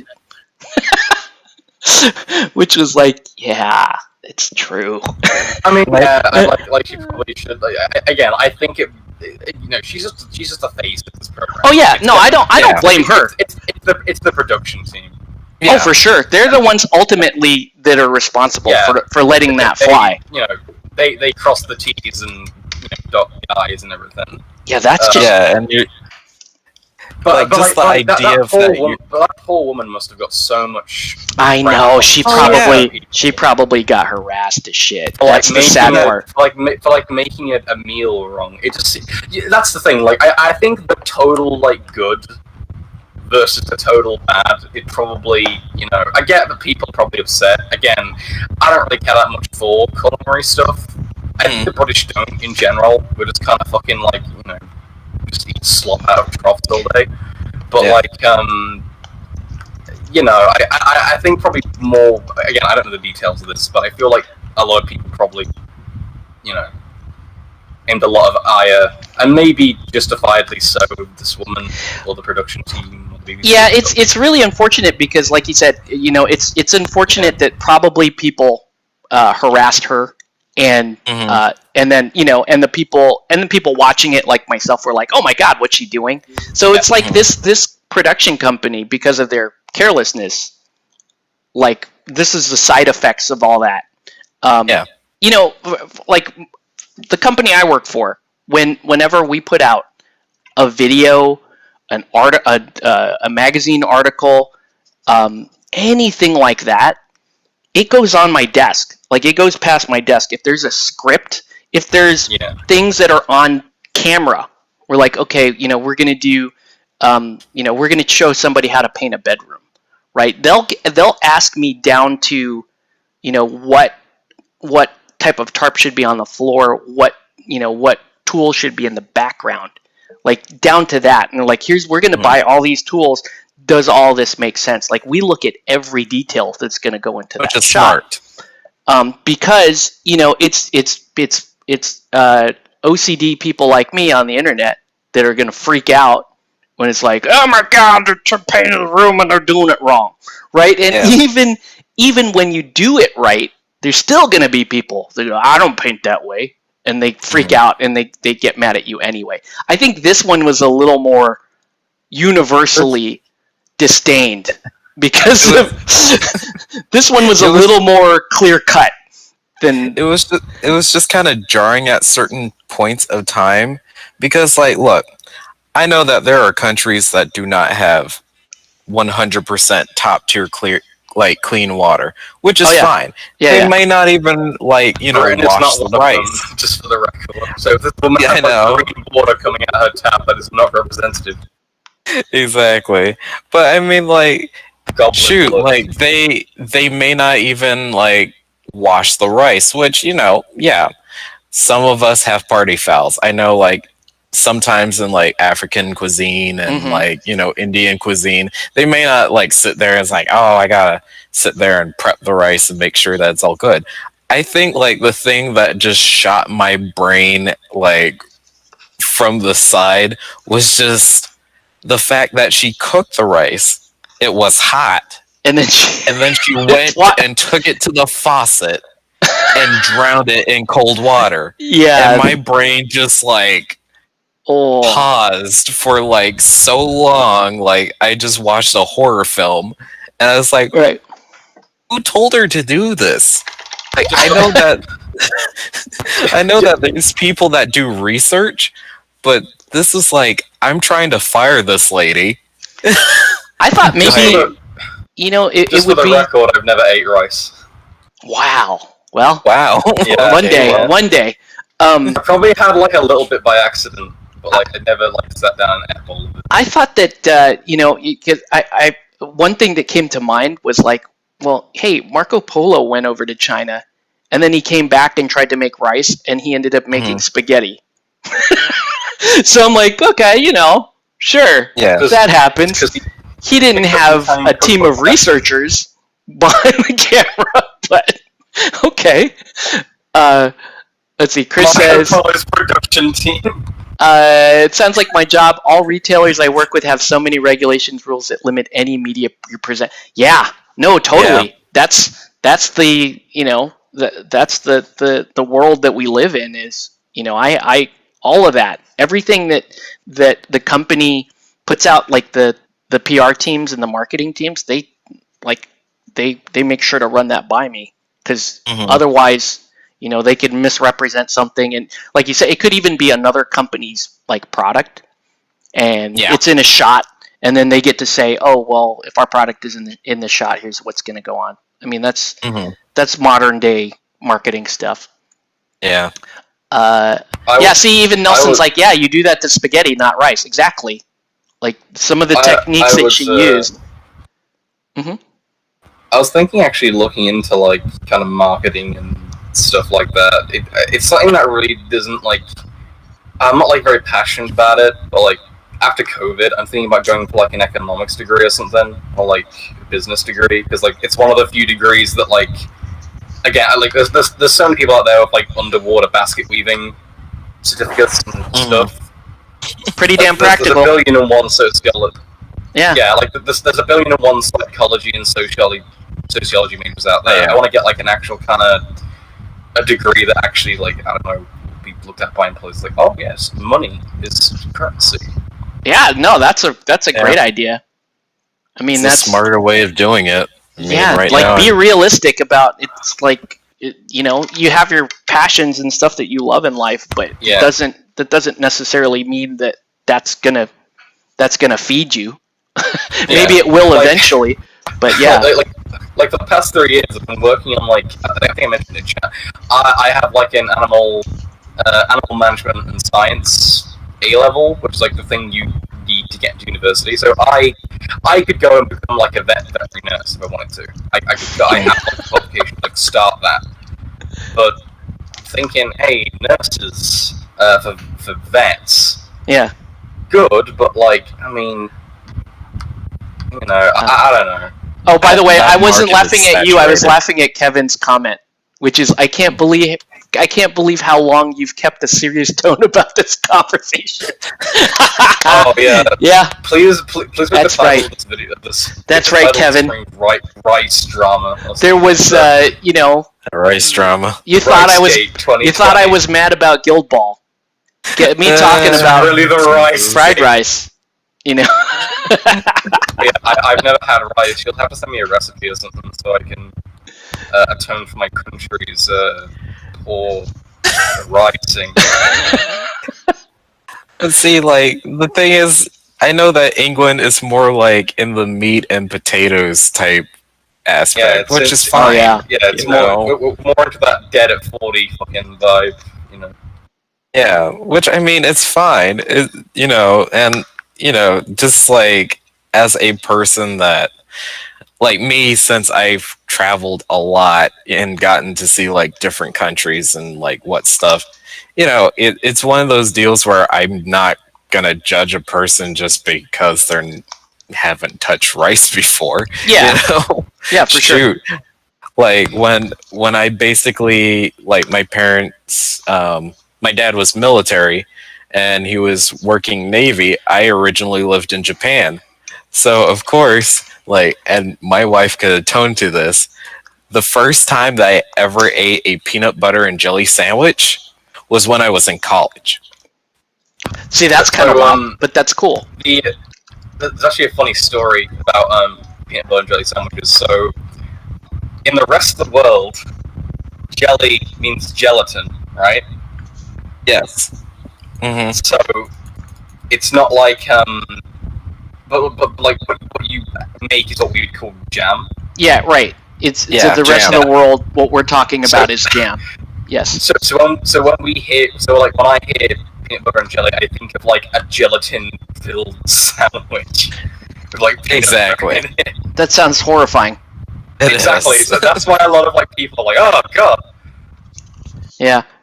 Oh man, I like I can say like my wife and her family. If you're gonna do potatoes, if you're gonna do mashed potatoes, like they take that very seriously, right? Oh, yeah. They're like they have their recipe. You're not gonna mess with their recipe, and it's like I could never venture into that world and be like, oh, you know, here's what I think of your mashed potatoes. Like I just have to accept that this is something very important to them and appreciate their mashed potatoes, right? That's just something they're going to do. And the funny thing too is it's like, you know, when we do family meals or we do like Thanksgiving or that kind of thing, we have a thing like, okay, you guys handle the meat and potatoes, and Octave handles the rice and the seafood. That's just we just do it that way because that way everybody's happy. Yep. We get to do it, and we get to do the thing. But I'll say this: even with other like Filipinos, I will take the seafood from them because I'm like, you guys do not respect seafood, and I take it, and they're like, what? I'm like, I'm already walking off with it. Like, you guys do not respect seafood. It's like, don't worry, I got this. Yeah. It's I'm it. kind of hopeless with cooking. Like, Let's see. Oh, sorry. I was gonna go ahead. in all truth and honesty, it is kind of true about especially Thanksgiving because, dear Lord, like my wife can atone to the fact that her side of the family, you know, you put milk in mashed potatoes, which is fine, but Mhm. like, half of the time whenever I'm watching, like, is drowned with milk, and I'm just Oh. like, okay, cool. But, with me, like, I came from a family where it's like, when you lived in Japan and all that type of stuff, you don't really have like full on access to milk all the time. So it's just Yeah. like, oh, you just make do with water. And so many people that I know, when I tell them, yeah, I have to make it with water because that's what I'm used to, and they're looking at me like, Yeah, you've done something horribly wrong, right? and I'm like, it's a liquid. It binds the same starches together, but it has to be with milk. It's like, look, if I don't have a cow or anything resembling a cow that produces milk, water's going in. Yeah. Milk. I stay out of those. I'm like, I'm gonna stay in my lane over here. You guys, I know. because I actually have seen, like, white families. I've seen them like go at it over how the potatoes are supposed to be made, and I'm like, I get that. There's there's a like at some level I kind of understand that, right? Because they have their way that they make it, and if there are multiple families or family members, everybody kind of they all kind of have a say, and then they have this cook off, and I'm like, why not everyone make their own and let's try them all? Like that would be cool. Let's just do it that way. But Charlene doesn't know how to cook hers right because she puts bean sprouts in them. Well, we do that. Like Filipinos do that with their. We do that with our pancit, our noodle dishes. Oh yeah. Oh right? yeah. That's why there's always, if it's multiple families, there's usually like 3 or 4 different versions out there. Everybody kind of has their own recipe. Family recipe. Yeah, and those ladies get really competitive over that shit. They get they get mad at me. Because you're just walking bystander. No, because I make a pretty mean, like I make a pretty mean pancit, right? Mm-hmm. And they ask like, who made this? I'm like, I did. Bullshit. And I'm like, no, I literally made that.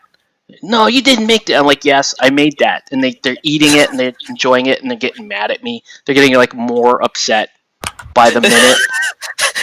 How can a man cook this well? Yeah. And then I'm like, I'll bring it to the next one too. And and they get mad at me. At no point do they ask me for advice. Like, that's not allowed. They're not going to ask me what I did. But they're going to they're going to enjoy it. But yeah, sometimes it makes them mad. Like, okay, well, cool, I guess. But it's kind of like a sense of pride for me, because I'm like, yeah, I made them old Filipino ladies mad at me. It's awesome.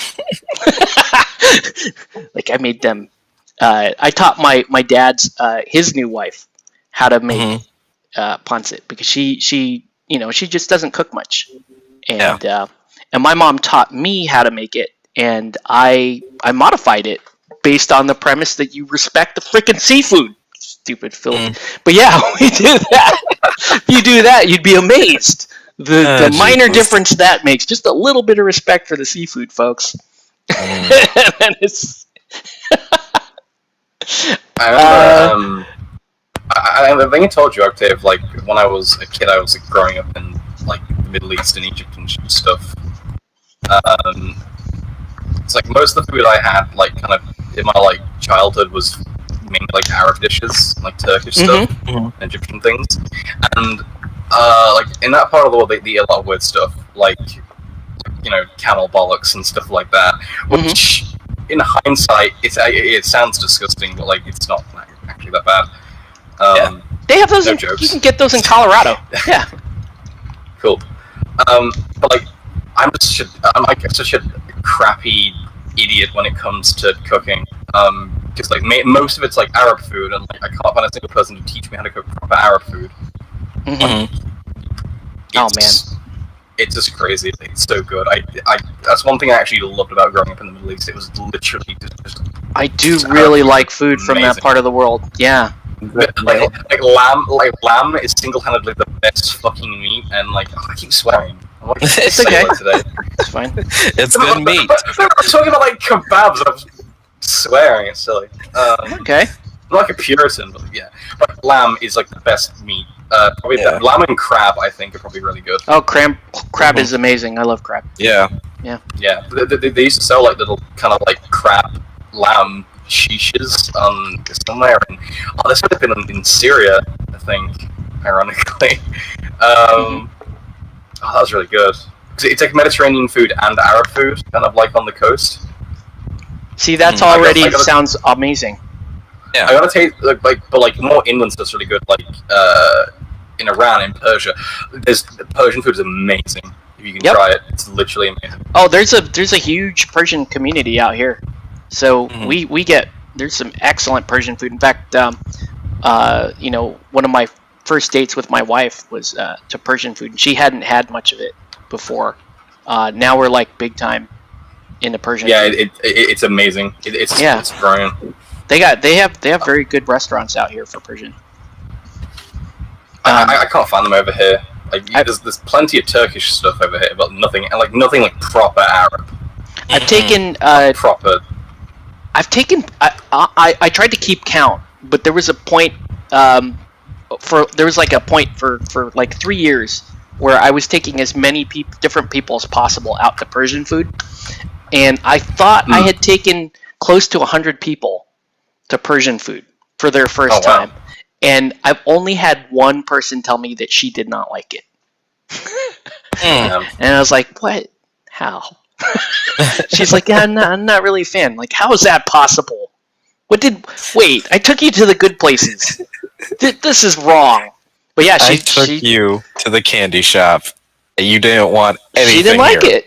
Said shocking it's not to for me. Everyone. It's not for everybody, but apparently it is for like 99 out of 100 people that I know. Yeah, it's really good. It's like sad that it's just like an obscure kind of food category. Yeah, but like I'm terrible at cooking. Though, just before lockdown, I went to go see my lady friend, and it was her birthday, and we were making fajitas. Because she likes kind of Latin food, and I like Latin food too. Because I like carrot food. It's similar, it's spicy. Yeah. And she pushes a box of mushrooms over to me and says, "Can you peel those, please?" I was like, "All right." I pick one up, look at it. I'm like, I just say to her instructions, while holding a mushroom in my hand. And she's like, "What do you mean?" I don't know how to peel a mushroom. What kind of mushrooms do you peel? Like, she just... I would be confused by this too. What is this? Like the white caps, the white cap mushrooms. You peel the skin off, I didn't even know about this. So like button I mushrooms? don't even know if it's a thing. Okay. It's like a white. You peel the shroom off the top of the. What's it called? The lamprey? No, the stem, and you meant to put that in the fajita. I don't know. Oh, that's interesting. I don't know. Okay. It was just funny. It was just like the look of are you an alien? I was like, yes. How do I peel a mushroom? Show me. I would also be confused by that because I've never peeled a mushroom myself, so I don't know. I got exiled. I got exiled from the kitchen. She's like, "You go in there and just wait." It's alright, okay. I'll be back in 20 minutes.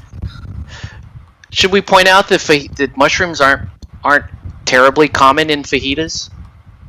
They are here for some reason. Again, we bastardize everything. We do everything wrong. Well, I mean, it's not wrong.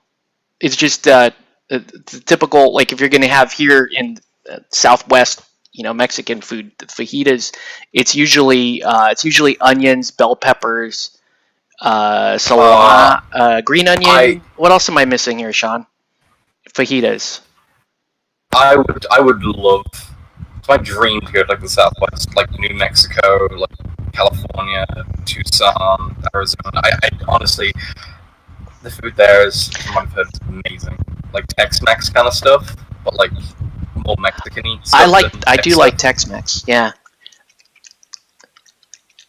Like, sometimes when I go to America because the food apparently is really good. Yeah, the food in this area is very good. If you're in Southern California, I would say you're pretty safe with most cuisines down here. Although I do feel like our pizza is not very good. as I grew up in Connecticut, that is, so I have a different taste in pizza than California. Californians do weird shit to pizza. I'll just say that. There's a oh yeah, fucking I keep swearing, God, I'm terrible today. What's it called? People put like avocado and pineapple on pizza and stuff in America. Yeah. I think pineapple's more of a Hawaiian thing, isn't it? Yeah, I as an islander, I love pineapple, and I know that I understand that a lot of people are upset by pineapple on pizza. I don't get it. Like, it's not ideal, but like it's not the original sin or anything. Well, the argument that has been made to me, and it is somewhat valid, is that the pineapple can have a tendency to overpower most of the flavors that are in pizza. That's pretty accurate, because pineapple on pizza is really going to stand out. Strong pH fruit, isn't it? But because I like the taste of pineapple, I will have it with anything. Yeah. So I personally give it a pass, but I also understand why other people would not be okay with pineapple on pizza. There's a philosophical food question. That's is cereal a soup? Now, is cereal a soup? Yes. Yeah, I would argue yes, because you can get cold soup. Like, a lot of borscht is cold. Borscht is cold, and gazpacho, right? That's also... Yeah, exactly. Yeah, gazpacho, yeah. So in some ways it could be. Let me just say that I feel that cereal is an experience.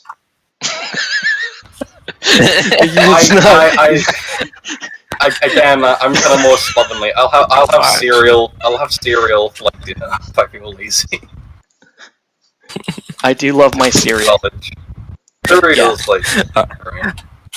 I do not categorize it. It's just an experience. It's fine. Octave is that person where he's like, open your mind. Yeah. And a box of Wheaties. Drop that stuff into some milk. I am a big proponent of breakfast for dinner. I love breakfast for dinner. Thank you. And and it's something we do for my kids here too. That it feels like a treat. It's like, what are we gonna have for dinner? And we're like, sometimes you're just super lazy, and you're like, we're gonna have cereal, and the kids are like, yay! And you're like, wow, we're kind of bad parents, but it's also kind of awesome. I'm really surprised I wasn't told off for that, but rather put crust by it. Oh man, but yeah, you validated my cereal eating at 5 p.m. I love most breakfast foods for dinner. That's just I think I've always kind of been that way.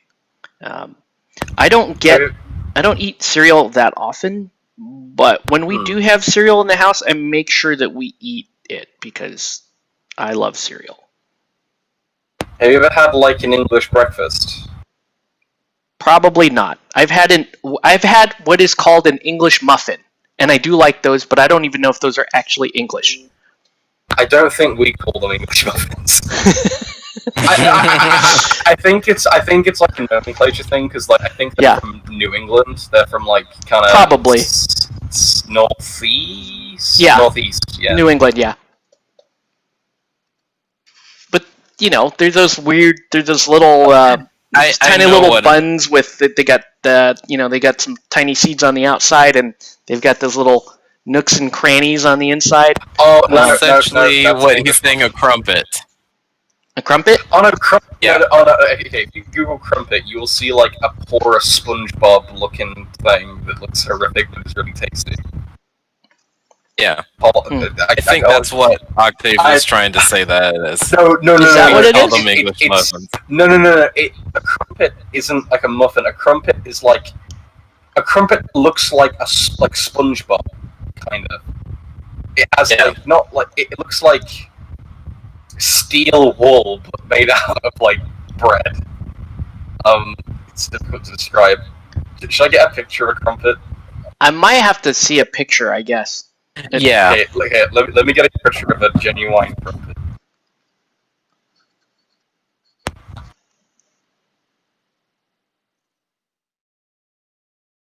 Look at a crumpet. I've definitely never had an English breakfast though. I can. Mhm. I know that's a pretty safe assumption. I watched the British baking show. They put meat in their pastries. I like meat and pastries. Yeah, that's good. Yeah, that's got a Yeah, pasty. I don't That's a mind that. pasty. I like pasty. Pasty's good. Yeah. Pasty's brilliant. Yeah. Steak and kidney pie? Fucking hell Yeah. yeah. Cornish I keep pasty. swearing. Wow, I'm terrible. Tell me off. Now, Send me to bed, I'll do it is again. Cornish pasty, is that specifically Irish, or is that English as well? No, it's Cornish. It's Cornish because it's called Cornish pasty. That's good Yes, to know. It's from Cornwall, which is the south-west of England, which is where all the pirates come from, and all the West Country people. Okay. There's two people. Ah. There's either like Blackbeard, like Yahara Avast, or we morely know them as the very angry farmers that point guns at you if you walk on their land. They go, "Get off my land!" Sounds kind of awesome. Okay. It's not because they're really mean. It's awesome to admire from afar and never have to go there. You just walk in a field, meet one of the 20 men in England with a gun, then be scared. Yeah, all good. Well, I'll not do that. I don't know, they're nice. Like one of my friends, Ellie, she's like she's not Cornish, but she's like an English farmer. And English farmers are like very kind of like, they're like frontiersmen kind of. Like, they're very like kind of on the edge all the time. They're very friendly, but like, you know, you make them upset, they'll get, you know. I don't know. Like for me, I feel like I'm more okay with a person that's like, you know, semi-standoffish and isn't really like always like, "Hey, come over to our barbecue," you know, or they come and knock on your door. "I made like, you know, this chocolate cake for you." It's like I just be like, that's nice and all. What are you doing over here? I mean, like, Like, farmers don't like non-farmers. They keep to their own. I mean, it makes sense in its own way. But I mean, like, I think I'd rather take the person that's like, "Oh, yeah, you know," they just say, "Oh, hi," and that's it. You know, just acknowledging that that person lives and you go on with your day versus like the person that's like, door at noon. It's like, "Hey, you know, I got extra sandwiches. I was thinking about you." I was like, no, you can go, please. I'm not trying to propose to farmers, by the way. I'm not like going around every field in East Anglia being like, "Hey, How will dare you marry grow me, food?" Farmer John?" I'm not trying to propose to every farmer I meet. Remember, farmers only. Maybe the factor is me and not the farmers wielding guns. Maybe I'm doing something. They do have those like farmer dating sites, right? Yep, farmers only. Farmersonly.com, you know. Like to keep to their own genes. Farmers. I see what they're doing. I see what they're doing in the big sheds. And the big shed near the apple tree. You make pig smoke. You do, farmers. You force feed rabbits goulash. Oh man. You feed beef burgers to swans. You lot do. I've seen it. I'm just surprised how like certain birds are just willing to eat other birds just out of the blue. Oh my god! And you're looking at your. Oh my god! You're just like looking at them like that isn't in your diet. I have a What are horror you story. doing? I have a horror story from this. So like, I went to like an agricultural college because I live in a rural area, so I got my animal science thing. And like in like outside the diner, there'd be like this car park, and there'd be like wild chickens because it's rural, there's farms everywhere, and like people would get like chicken from the canteen. Oh god. Like the Cornish game hens, just feed the chickens chicken. And it's like, right, guys, we fed beef to cows in the 90s, and we created a disease that made people into zombies. We invented mad cow disease. Basically. That's what the British did. We invented the zombie virus.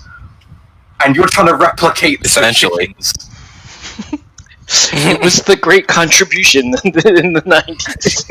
Yeah. What did Britain do? Yeah, for contribute mad cow something disease? bad to the 90s. Infected spinal column in a bun. Thank you, farmers of England. God. This podcast is sponsored by Like, farmers of England. When I learned about that, when I learned about, like, you know, how mad cow disease came about, I was just like, are you fucking kidding me? It's like horrific. It's like you were taking a shortcut in order to feed these cows, and you're like, what's the worst that could happen? I mean, Brilliant. like, they eat random stuff. I'm like, I really appreciate like the trail of conversation we've had. We've gone from like Ricegate, cultural appropriation, mad cow disease. Like, I don't know, it's all tangentially related. It's not too, you know. I mean, we talk about a lot of stuff. It isn't like just Honestly, one thing. It's fun. I like hanging out. Again, sorry for bringing the mood down earlier with the rice drama. What? No worries. No, we call that vigorous debate. We're fine. Yeah. Don't worry about it. The second I call someone chief is like a moment where things get tense. That's me, like, layering my horns up. Now, is that... is oh, God, I don't even want to say it. Never mind. I'm not going to say it. No, go on. No, go on. Please, go on, please. Is it culturally insensitive to call someone chief? No, because chieftains exist in a variety of cultures. Good. Okay. This is true. Good. Just checking. Chief Wiggum, We for are in example, agreement. is a notable chief. From The Simpsons, he's a notable chieftain. We have Oh fun. my god. You're now I functioning as the moral compass, so I need to know. Like, as long as it's cool, we're cool. I don't want to circle back to it, because we've probably talked about this ad nauseum, but like, The Simpsons deciding to like make it so that like this kind of goes back to the Ming thing actually. Like they decided to have non-white characters be played by non-white voice actors, which is again like, are people still watching The Simpsons? Like, do people care about new Simpsons? Really? Not as It's not, much. like, 50, Not really. 50 years. But maybe that was Yeah. the point. Maybe this whole Yeah. move was an idea to try to get them back into the Oh. conversation. Ah, clever. Maybe. Yeah. Sneaky fellows over there at Disney, because Disney owns Fox and they own everything. Yeah. They're one step away from 100% being a monopoly. We literally live in the age of like the megacorp. This is like Cyberpunk 2020 actually. Like 3 companies own everything. Because, was it... Who was the person that owned Microsoft again? Mr. Gates. Yeah, they were like... Bill Gates? Yeah. They were so worried that he was about to, like, completely just, like, monopolize everything. Like, Yeah. both Apple and Bill Gates, they were just like, oh no, we can't let that happen. It's gonna stomp out all the other competition. Well, At one point... Okay. I think they just kind of made shitty products for a couple of years, and that stopped it. Like, they made Windows 8, and well, back up a second. They made Windows... What was the other one? The Millennial Edition, XP, right? Millennium 8.5. Edition. XP was at least serviceable, but Millennium Yeah. Edition and then Windows 8 were just trash products, and that kind of I actually like Windows XP, to be honest. I think Windows it's good. XP is serviceable. XP was good. Yeah, definitely. It's better than Windows 7. Yeah, Windows 7 is also good, but then they made Windows 8, and that thing was a nightmare. Vista also bad. Thanks, Kevin. Yes, also there a we crap go. There product. it is. I remember like Windows 3 being better from like, when I was 5 years old, being better than Windows Vista. Yeah, Windows 3.1. Yeah, it's pretty good. Yeah. Yeah, they had. I think they just screwed themselves out of the monopoly. Yeah. There was a lot of Purposely government did it. activity trying to curb their, but then they just kind of shot themselves in the foot with bad operating systems.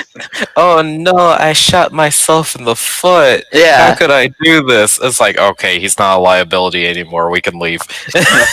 Yeah, people were like, yeah, that product sucks. Okay, You Go shot ahead. Hannibal. you can keep making your I stuff. know, right? We'll allow it. I can't believe Yeah, our this- customers would do this. Bang, bang, bang.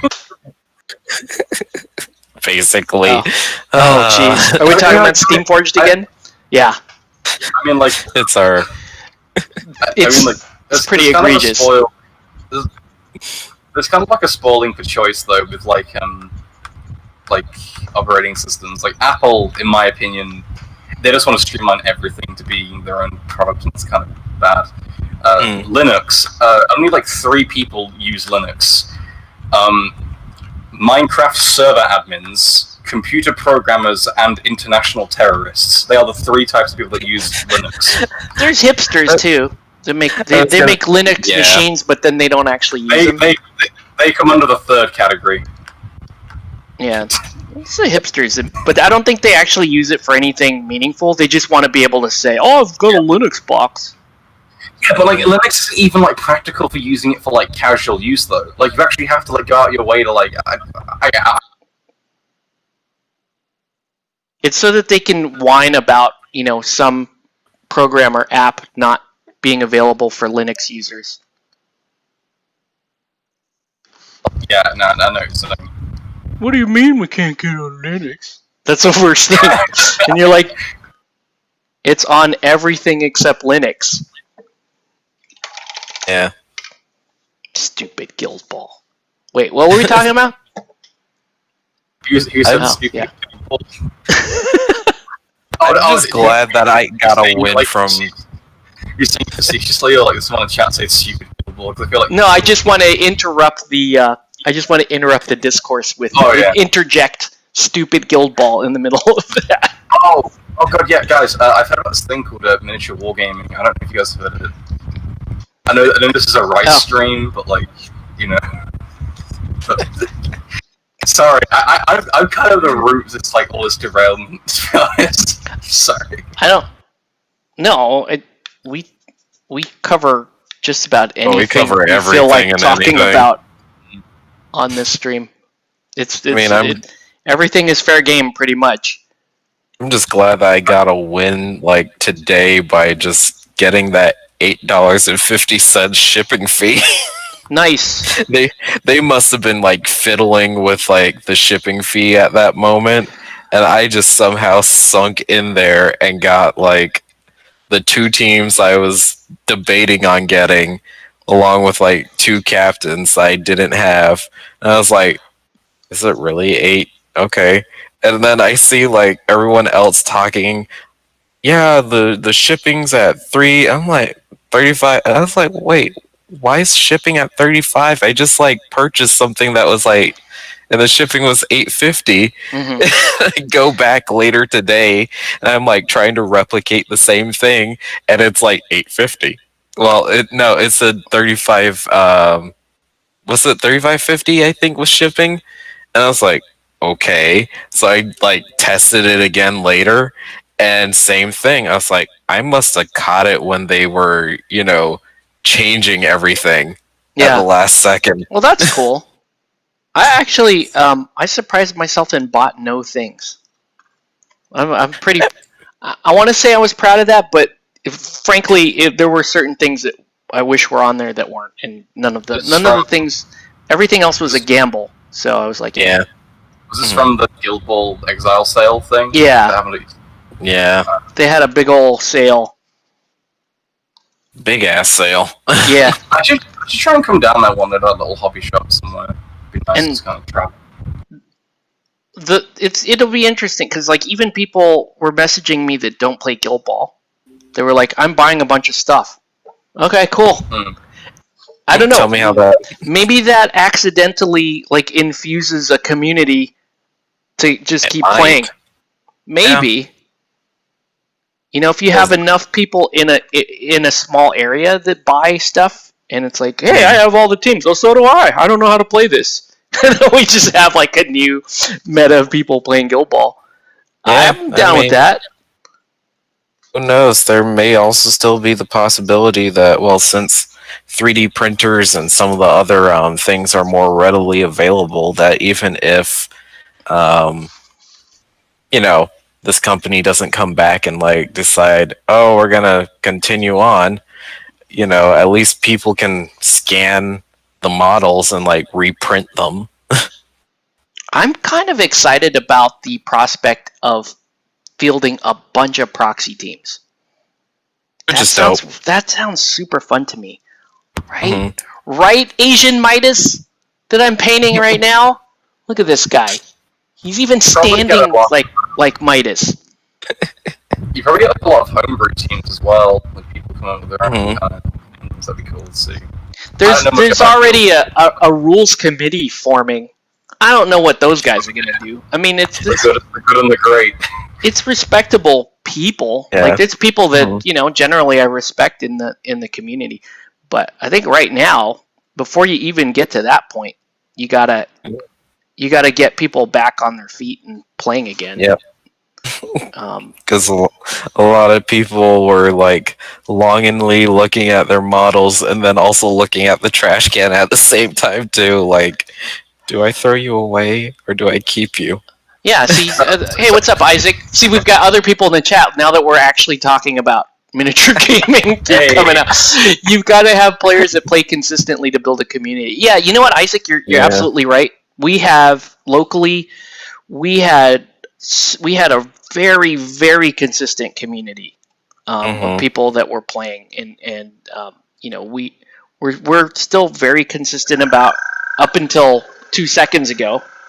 What did that start to do? Well, we're very consistent about like running monthly events and that sort of stuff. So we had a very healthy community right when this thing got announced. I mean, we just had a tournament. Well, not even like a month ago. Yeah, it was July. Yeah, almost. Yeah, and tail end of July. And I don't know if you've been watching the Facebook group much, Sean, but like even guys like Luis are like, oh, I'm gonna go back and buy a bunch of teams, and that dude hasn't played Guild Ball in like 2 years. And you're like, oh, cool. Well, let's get some games with Luis. Like, maybe they'll be even more prone to play. It'll be interesting to see what happens. I mean, I'm gonna throw another tournament in September, and let's see what. I don't know. If I schedule it out far enough in advance, maybe we get a good turnout for that. Yeah, you might. I mean, shoot, even Regan's been purchasing some of the teams that he's been missing. So, Regan is he's like one team from being complete, having the entire range, and I don't remember. I'm pretty sure CQ has the minors, which is the only team he needs. But like even if they don't have it, I'm like, I'll just sell them my minors. I don't play minors. But he's definitely going to want to paint his own stuff.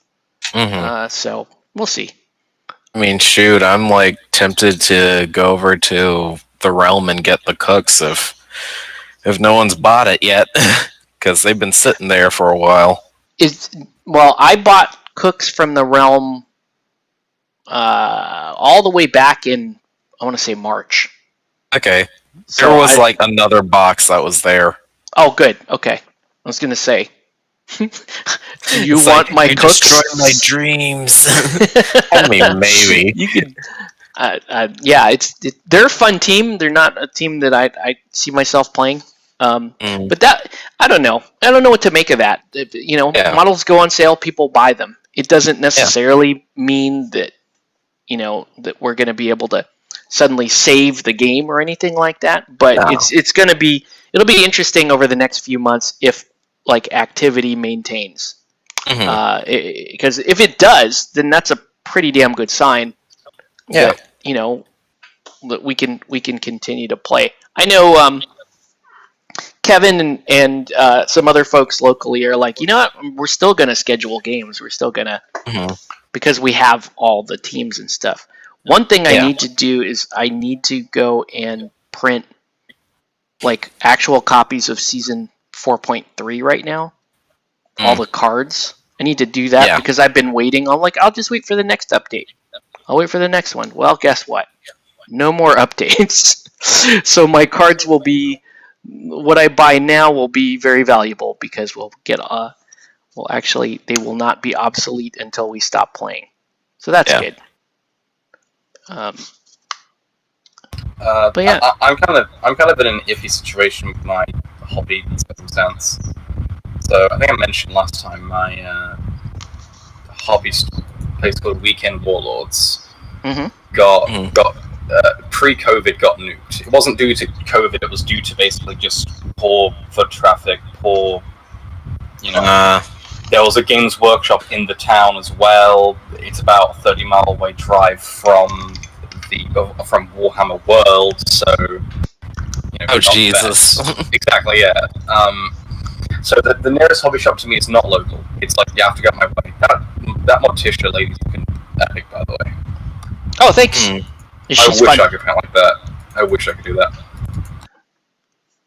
Oh, that actually reminded me of something. So I was watching the stream the other day, and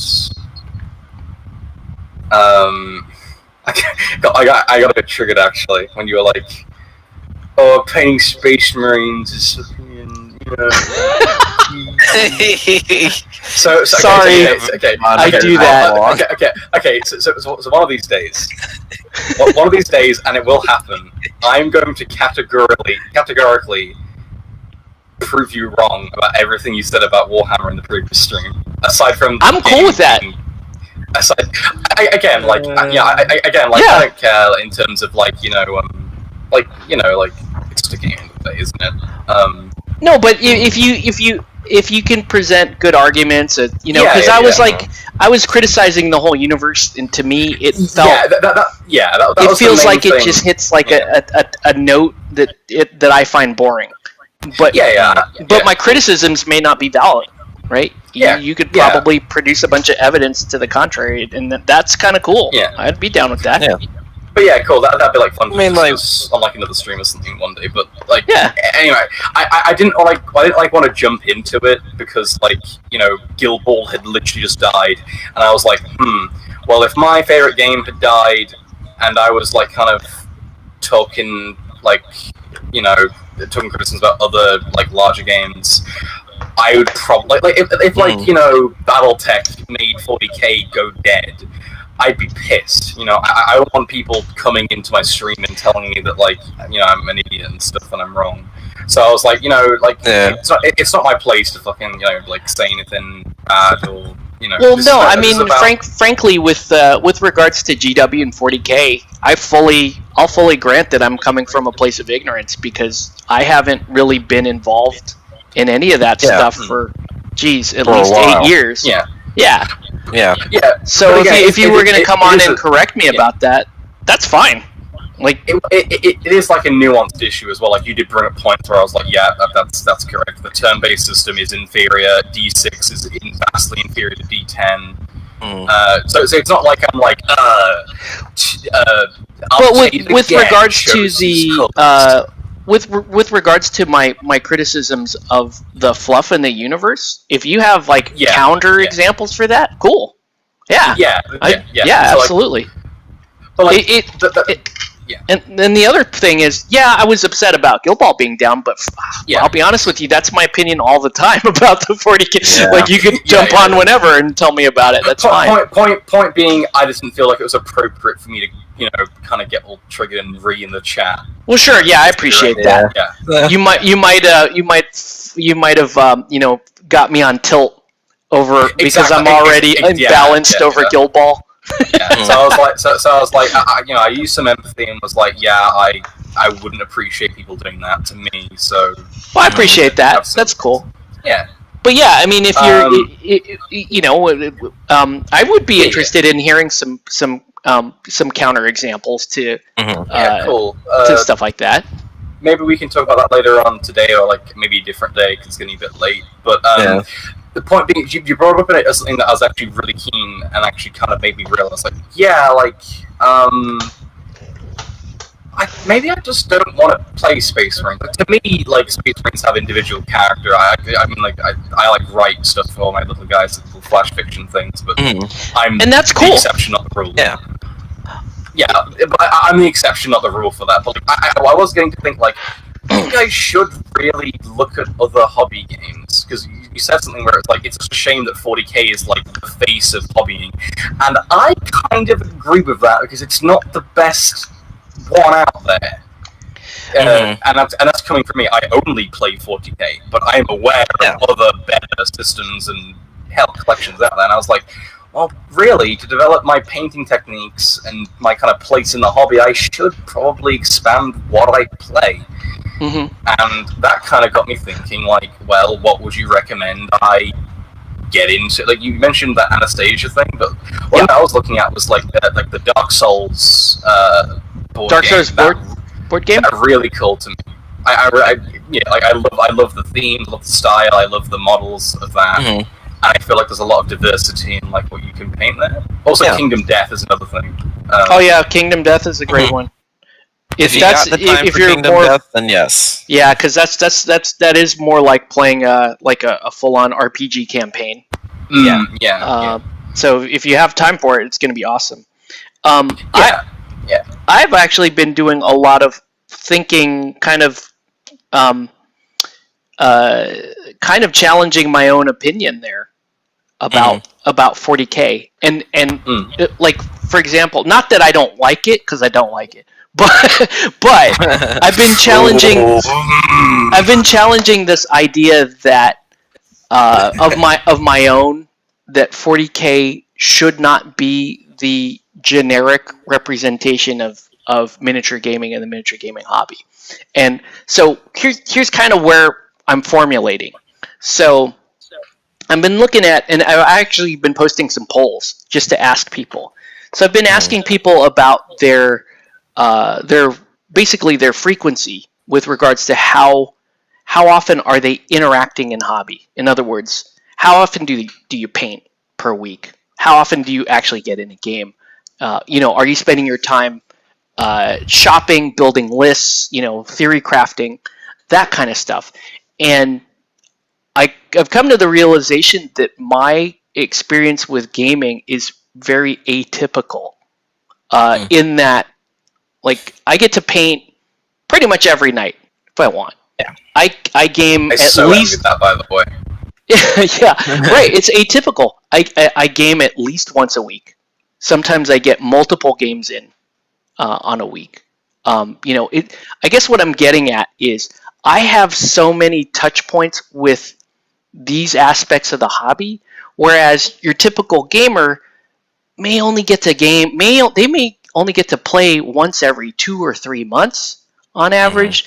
They may only be painting once a week for an hour or two, and therefore, the other aspects of 40k that make it appealing, like reading fluff or theory crafting lists or getting on the internet and discussing, whatever with your community, that actually eats up a significant amount of bandwidth, where I'm actually using that same bandwidth to actually just engage in these physical aspects of the hobby. Therefore, does it mean that, when I say, well, really everybody should be playing like these faster games, these where they can paint up a small amount of miniatures and they can get them on the board, and you're painting up characters and you enjoy that? Maybe that's ignorant of the average amount of time or bandwidth people spend on hobby, right? Maybe what I'm saying is based on an atypical understanding of what people do and how they choose to interact with hobby. Like most, I know most gamers that this isn't their only hobby. For me, this is like one of 1.5 hobbies I have. Really, it's like this, and then I guess my other hobby is like accidentally breeding geckos. And so, but other people, they have this, and they play video games, and they play RPGs, and they have these other aspects, and it's based on their lifestyle, which is I can't paint every night. I can't physically get together for a game of 40K more than say once a month. So when I say, well, gee, this is really the hobby experience that I think everybody should have, that might not be based on a realistic model of what people want to spend their hobby time on. There are people that I know, I'll pick on Jose. Where's Jose? I don't know. I'll pick on Jose. Jose does not get out to game much, not nearly as often as we do, but he's around, and he likes to spend a lot of his time kind of studying up on these game systems and theory crafting. He spends more of his hobby time doing that than he does painting or playing. And for him, that's how he chooses to engage in hobby. Does that mean that, that might mean that Jose's, ideal game system is different than mine. It could mean that Jose spends the better part of a year, and I'm picking on Jose. I know he doesn't play 40K, but maybe Jose spends the better part of a year building himself the perfect 40K army, and then he finally gets to play it at some point, right? Mm-hmm. And he's getting what he wants out of the hobby. You can make the argument about money spent and that kind of thing, but even then, who cares? It's more about, do you feel like it was worth it? Do you find value in what you bought?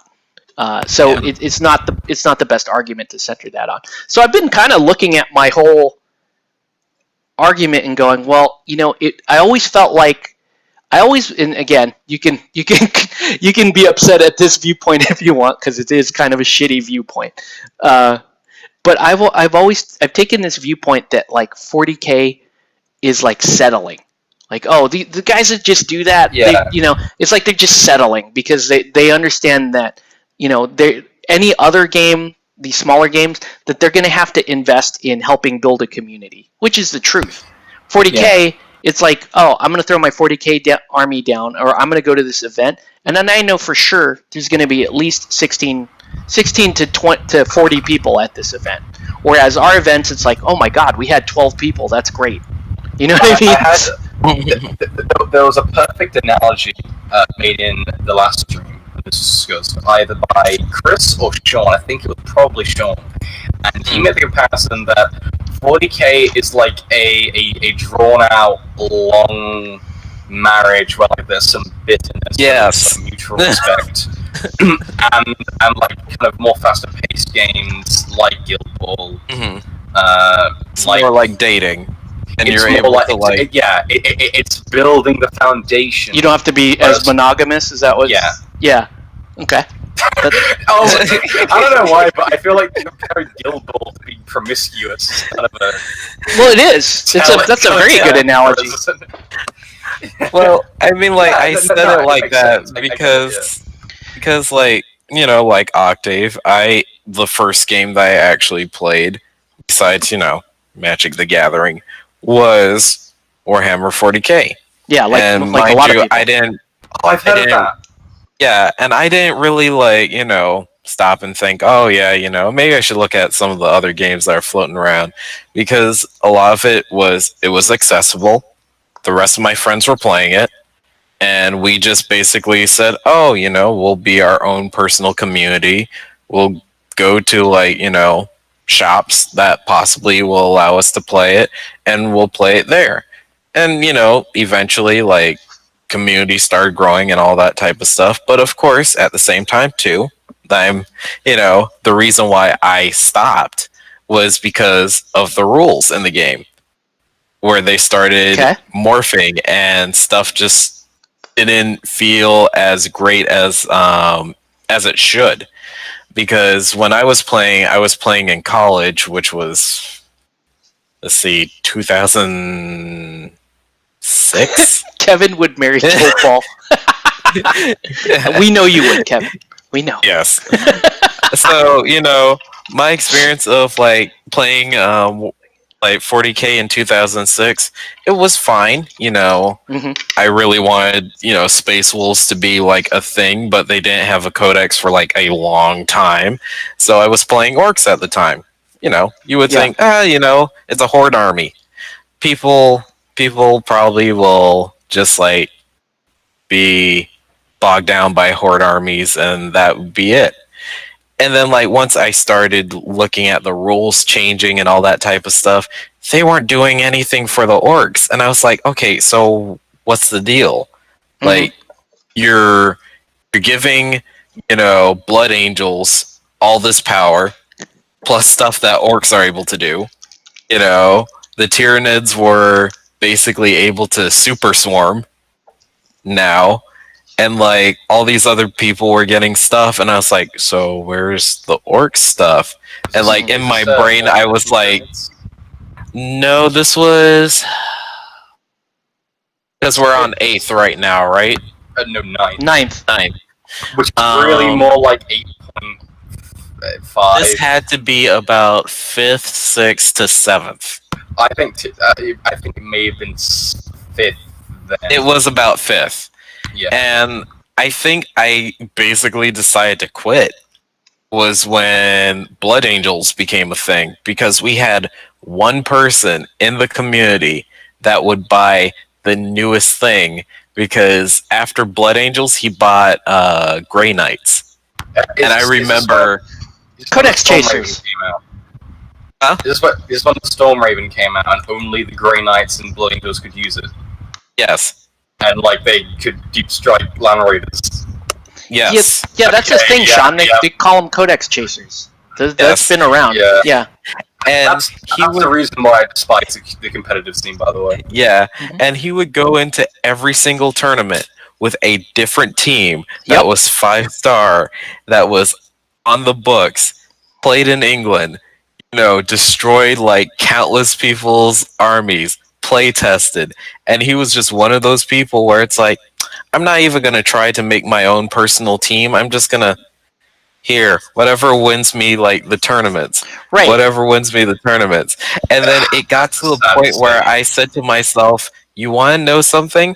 I'm not here in order to win this tournament. I'm going to win that paint competition. And that's when I became a more defined painter versus worrying about trying to win a tournament, because I was like, it would be nice. It would be nice to get a win, but I wasn't getting wins.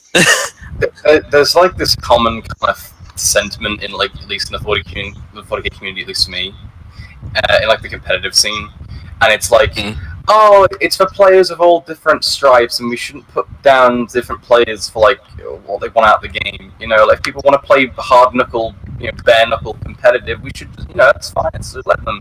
But I would argue that style of play, where you play a game to win incessantly, that's I'm not sure if this is like a cringe word to use nowadays, but I would say it's pretty toxic to kind of like, only want to achieve things.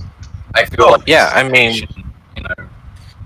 it totally is. I mean, like, even Octave can vouch this, but even in Guild Ball, the people that played, let me throw the ball in a corner and I'm going to beat up everything else that's on the field, it's a sound strategy. Are people going to like the game for it? No, probably some people would quit for it. That was because Guild Ball's primarily skill-based, right? It's like not necessarily RNG, it's more kind of how good the player is. Yeah, it's definitely less random than most of the other games out there. I don't know. Guild Ball is interesting though, because what I really liked about it was one of those few games that I feel did competitive play in a positive manner.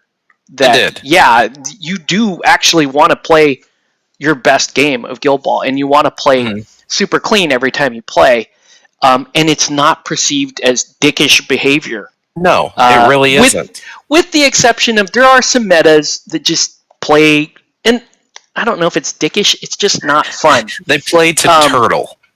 Yeah, they just sort of turtle and stall and that kind of thing. But that's not. I don't know. It's just not. It's not the most fun way to engage that game. That said, there are plenty of like some of the best players in the world playing Guild Ball that they play a fully engaged game. Yeah. But they are out there. They are trying to win that trophy. They are trying to achieve something, and it's one of those games where I agree with you. Within the context of 40K, I think that you can take it to a point where it's like, well, really, what kind of victory are you getting here? Yeah. You know what I mean? Especially like what you were saying, Sean, like the guy that's like, oh, here's the new thing. Let me go buy that real quick, beat the shit out of everybody before they either figure out how to beat it or that it's broken or, before they have a real chance to respond to it. And let me just rack up my wins and my trophies and whatever. That's been a thing for a while. Is like, for me, I get it. If you got the money in order to drop for Land Raiders and, all the new fancy toys, you do you. You're helping out the community. However, if you're just like doing it just in order to oppress, the people that, hey, look, I finally bought, my first, Death Dread. Cool. And then like he comes in, I just like spent, $500. I got this gargantuan thing. It's like, what the what am I supposed to do in order to fight that? At least in Guild Ball, it like skill based. Even if the person's like, I'm gonna put this ball over here, come get it. At least you're able to be like, cool. That guy over there is now my target in order to destroy. I mean, like, someone. I think I mentioned this on like the first stream I was on. Like, I was given a big like red pill of wisdom. I told you about this octave, and it was in 40K or any tabletop hobby, your goal should be to succeed in making the other player have a good time. And if they have the same goal in mind, you will both mutually make each other feel satisfied after a game. Yeah. Now, okay. And that's not usually always winning. If I see someone's having a bit of a tough time, I won't go as hard. I won't make the most logical move. I'll still do something. I'll still do something, but I'm not gonna. Oh, well, this guy just doesn't shoot. But like, I'll, you pull punches. Because if the game results in someone being upset, then everyone feels upset. Yeah, that's and so with for Guild Ball, like for example, when we play a game of Guild Ball locally here, our goal, at least for those of us that I know that are in chat and are talking right now, our goal is to play our best game. It's not necessarily to win the game, but if I'm playing Sean, his goal is to play the best game that he can play, meaning he makes the best decisions at the most optimum times, that he plays, that he drafts his roster well, and that he plays very clean. In other words, all of his measurements, his distances, and all of those things are done in a very clean and concise manner. And that's the same with me. And so we go to the table, we meet at the table with that same mutual goal, and then it becomes, okay, well then let the person with the better plan win. Because even if, even with Sean playing at the top of his game and playing clean and concise and that sort of thing, and me doing the same, dice can throw you, and it could be just the smallest of margins. But if you walk away from that game going, I did this and this well, I did this not so well, I had a good time, the outcome, we both agree that the outcome, is what we might expect, or at least entertaining, then that was good enough, right? I mean, I've kind of had a thought that circles back to like what you were saying about like what the ideal game is, and like how come maybe you're biased in like smaller scale games maybe aren't what everyone wants. Yeah. But I would say that smaller scale games are probably superior for a variety of reasons. One of which availability. It's much more easy to start an army of 5 than it is 50. It's much more accessible. But one thing relating to this, kind of like the how games are won and how we feel satisfied with the outcomes of them. When you play like a big game of 40k, like 2,000 points, that game is like a few hours long. And if someone's clearly winning, half of those 4 hours are going to be right. I attack that unit there. Just oh, they're dead. This is the next unit. Oh, they're dead as well.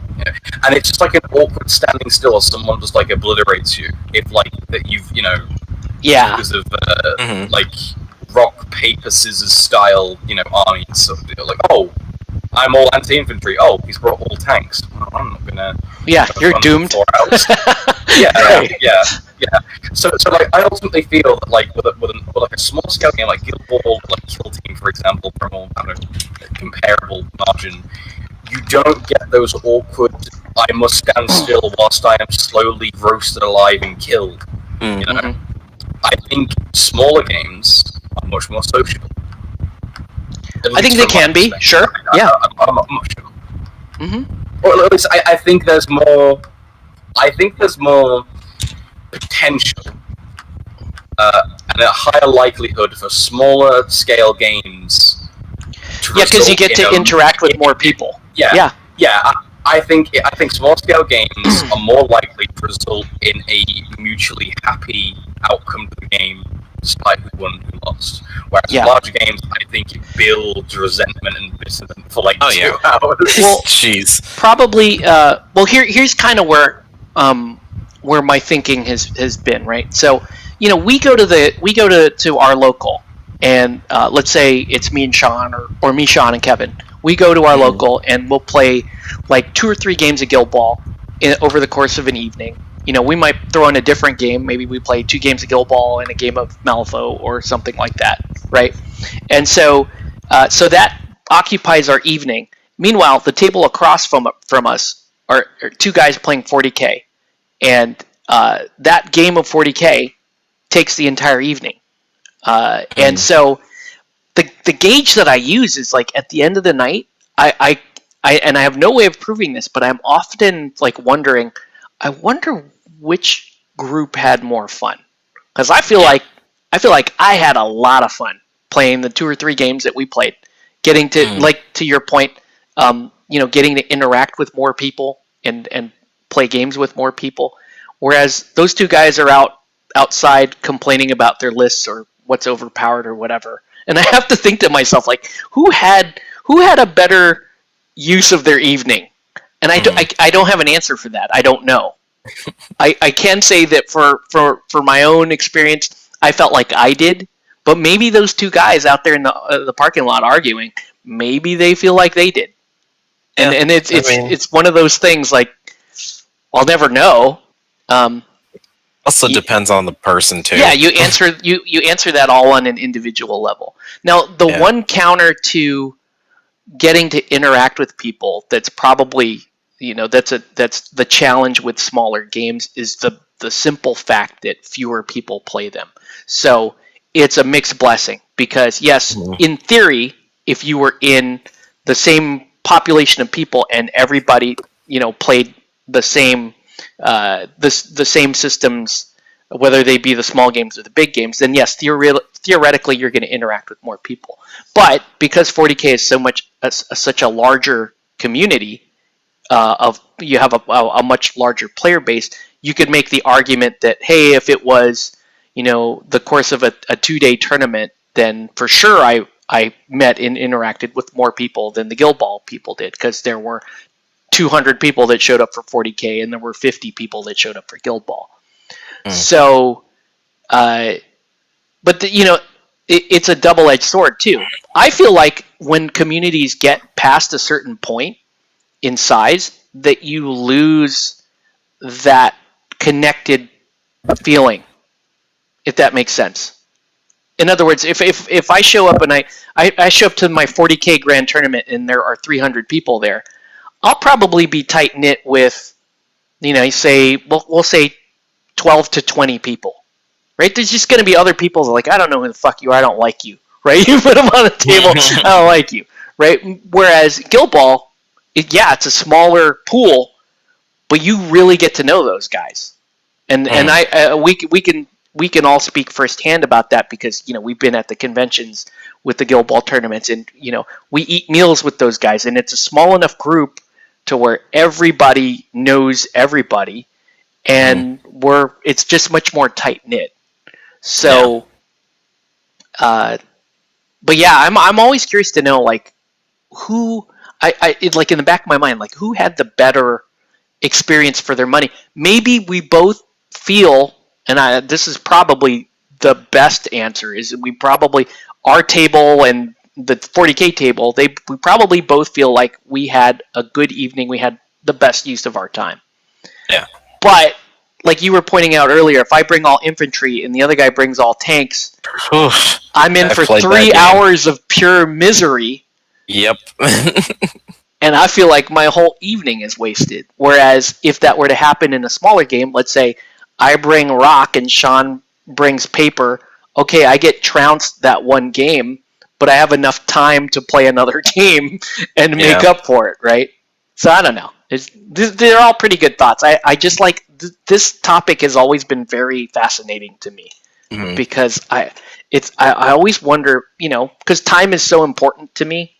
I'm always wondering, okay, what is actually the best use? And I've come to the realization that I'm pretty damn spoiled when it comes to my ability to interact with my hobby.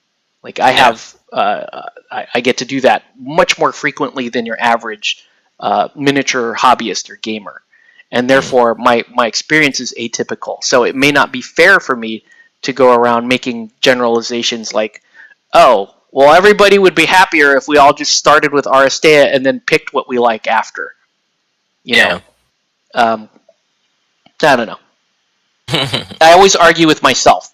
So you should know that too. So don't feel bad if we get into rigorous debate because I'm always challenging my own opinion on things. Fire.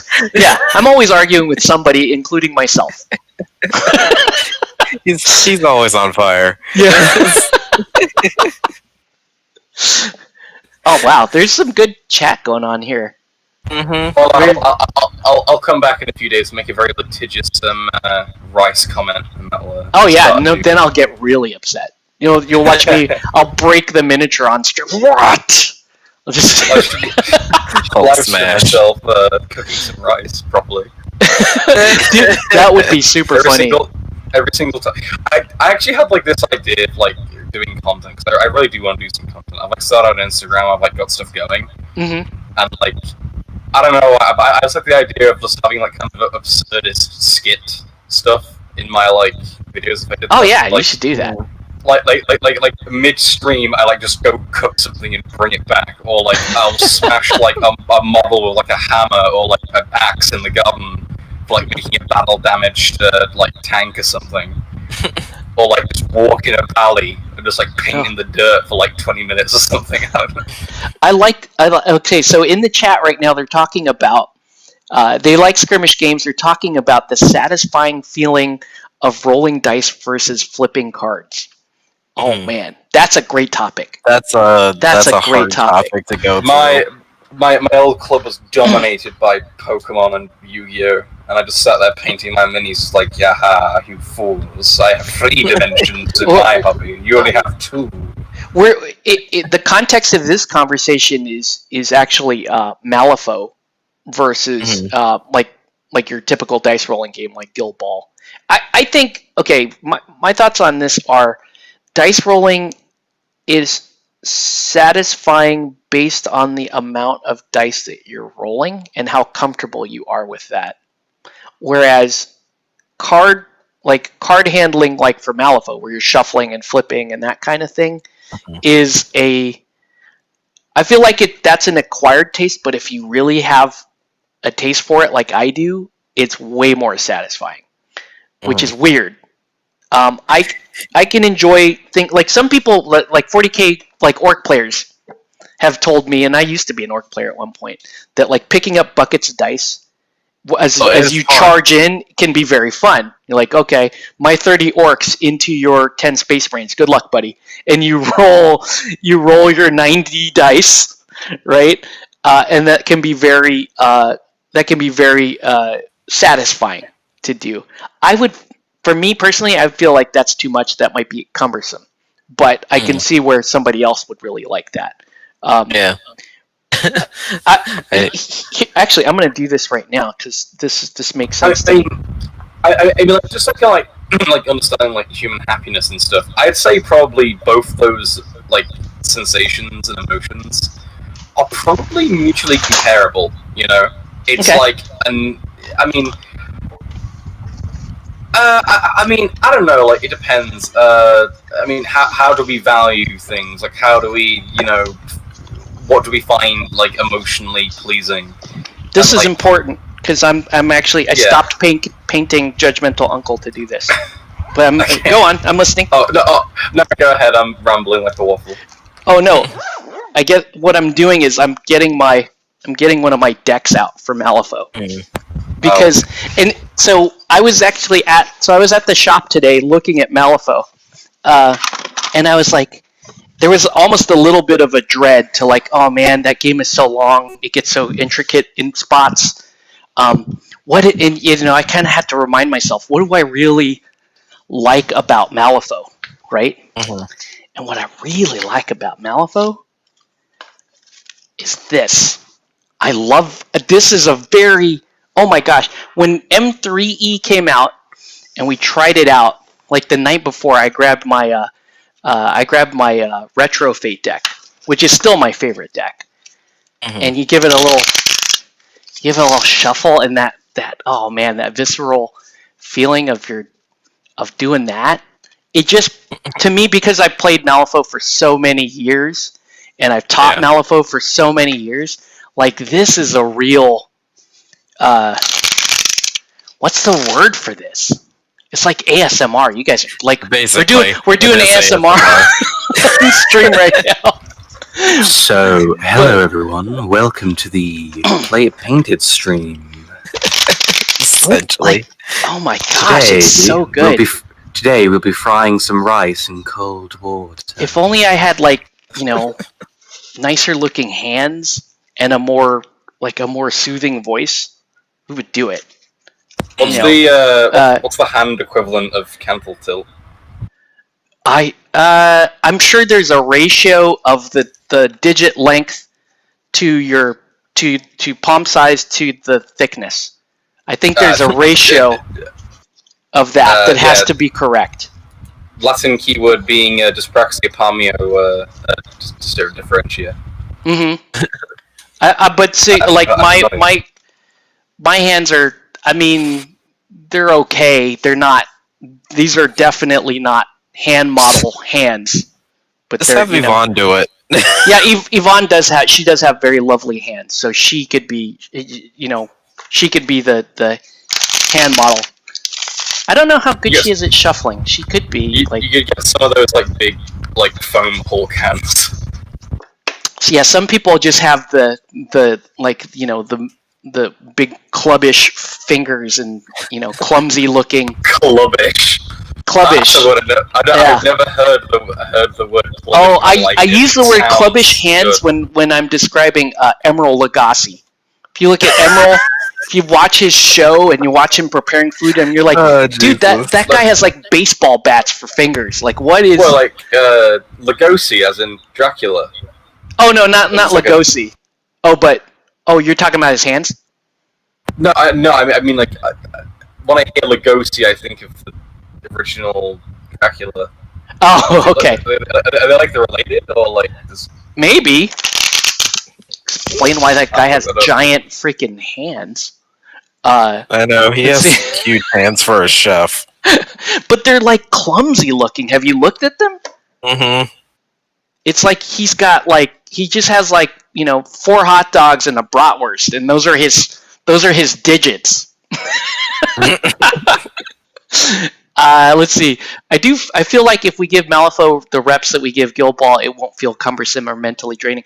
I agree with you, Kevin. But I also think we need to calm down and focus. Like each need to focus in on a couple of crews. Then it won't be. That's probably the issue we face with Malifaux. Is like we jump on and it's like, oh, I'm gonna buy this crew. I'm gonna buy another crew. It's gonna be great. And we don't learn any of our crews. But if we stuck to like a handful, like 2 crews each, you're allowed to have 2. I officially decided to semi-retire Rasputina because I guess my brain isn't working for it. I'm just focusing on Seamus and drunk goblins. Oh, and I want to 2 that I'm focusing on. I was looking at a Rasputina crew today. I was like, I should paint this. So nice. Get it? I was like talking to myself. I should paint this because they have the new one there with Snowstorm. Oh, yeah, the new one. Mm-hmm. And I'm like, oh, I need to do that. But yeah, I agree. I love Colette. She's my girl. And so I will continue to play her. But I want to play a combat master. So either Karis Rasputina. I don't know. Maybe Marcus. I don't know. I think Malifaux has so much to know per model and the number of objectives. Yeah, Isaac, there is a crazy sort of information download that you face when you're getting into Malifaux. Mm-hmm. I feel like that applies to every game of every kind. It does, but I'll say from experience, it is particularly pronounced in Malifaux compared to other miniature games out there, because there's so much text on every single card, and when you're not dealing with dice where it's just a straight number. Now you have numbers and suits that you have to look out for. You're looking for triggers. Combos, you reactions. You have modifiers to the flip. You have jokers in here that throw off all your math. So there's a lot going on with Malifaux, and the crew playstyles are unlike anything you've ever seen in your life, and that's not an exaggeration. Yeah. Like there's literally a guy who flies around and throws pianos at you, and that's his playstyle. Like that's annoying. that's Malifaux. There is no way to explain the playstyles. My favorite playstyle is a girl whose job it is to just keep your attention, but she never actually kills you. She just wants you to like her a lot while she's robbing you blind. I love that. Essentially, freaking Rocket Man. It's like, thanks. I didn't know that they came up with, Elton John as a character. Oh, and it's great. Throwing pianos at you. He talks so much that you can't even concentrate enough to finish your objectives around him. Zip is that's a great master. Zip is great. Chris is telling me that me and Nelson that our order may be arriving tomorrow, which is just perfect timing. If it does arrive tomorrow or the day after, you know who I got in that order, Sean? Oh, Zatanna. Ooh. Yeah. Am I going to use her for Batman? No. She's going to be my Colette model. It's going to be so cool. So excited. Man. Everyone's talking about that Alt Pandora crew. I should share this with you. Can we call you Marshy? I'm going to call you Marshy while you're on stream. I need to show you this Pandora box because it is off the charts great. Like if you like that Kingdom Death, it's a little bit of that type of aesthetic, but it's also, what would you call this, Sean? What that Pandora crew is just like, I'm losing my mind over it because I don't. When I think of Kingdom Death, the first word comes to mind is like pervy, to be honest. Then like Eldritch. It's a little. I guess it's a little Eldritch horror. Yeah, but it's very tasteful. Let me see if I can find it. She kind of reminds me, if you have read maybe like some of the new Sabrina Teenage Witch comics. It's kind of along those lines too. Let me see if I can find. Like 10 people shared that link with me this week because it's like I will take a look. Like Pandora is like a really. She's like a really negative. I don't like her playstyle, and I know a lot of you guys will agree with me. Pandora's just she's very frustrating to play against at times, but man, that crew. It looks so great. Let me see. I know Chris sent it to me at one point. I just finished the alt model female Seamus that nice. Kevin gave me. Nice. At least, putting her together took a bit. Where is... That's just the artwork for it. I know Chris sent me this. Where did it go? But yeah, sure. Just, I don't mind motion stream. Chris sent it... I need to change my YouTube name or something. Send it to me. I want to see this. But yeah, I'm like, I don't like Pandora. I don't want to play Neverborn. And then then they do this to me. And you're like, yeah, kinda. I need that. I need that in my life. How do I grab this? It's all weird on my phone. Like a cool idea for like a miniatures game. And here, I'll just show you on stream. I guess I don't know if you can make out these images, but wait, this is her Halloween theme. Yes, I see. Yes.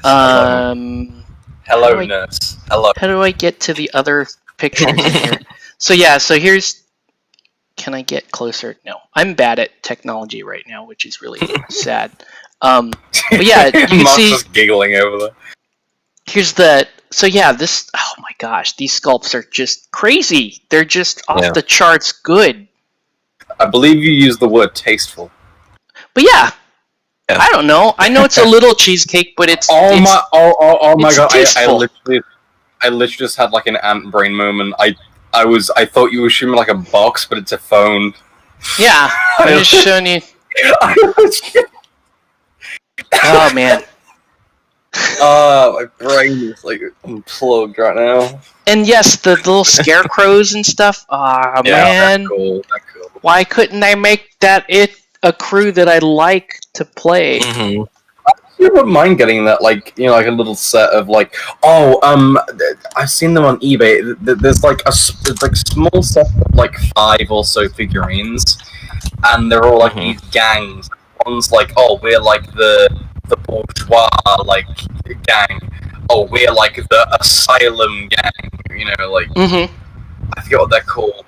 It's like a 5. It's kind of like Batman, but like 5-man little sets, and it's like I love like little things to paint up would be cool. Like.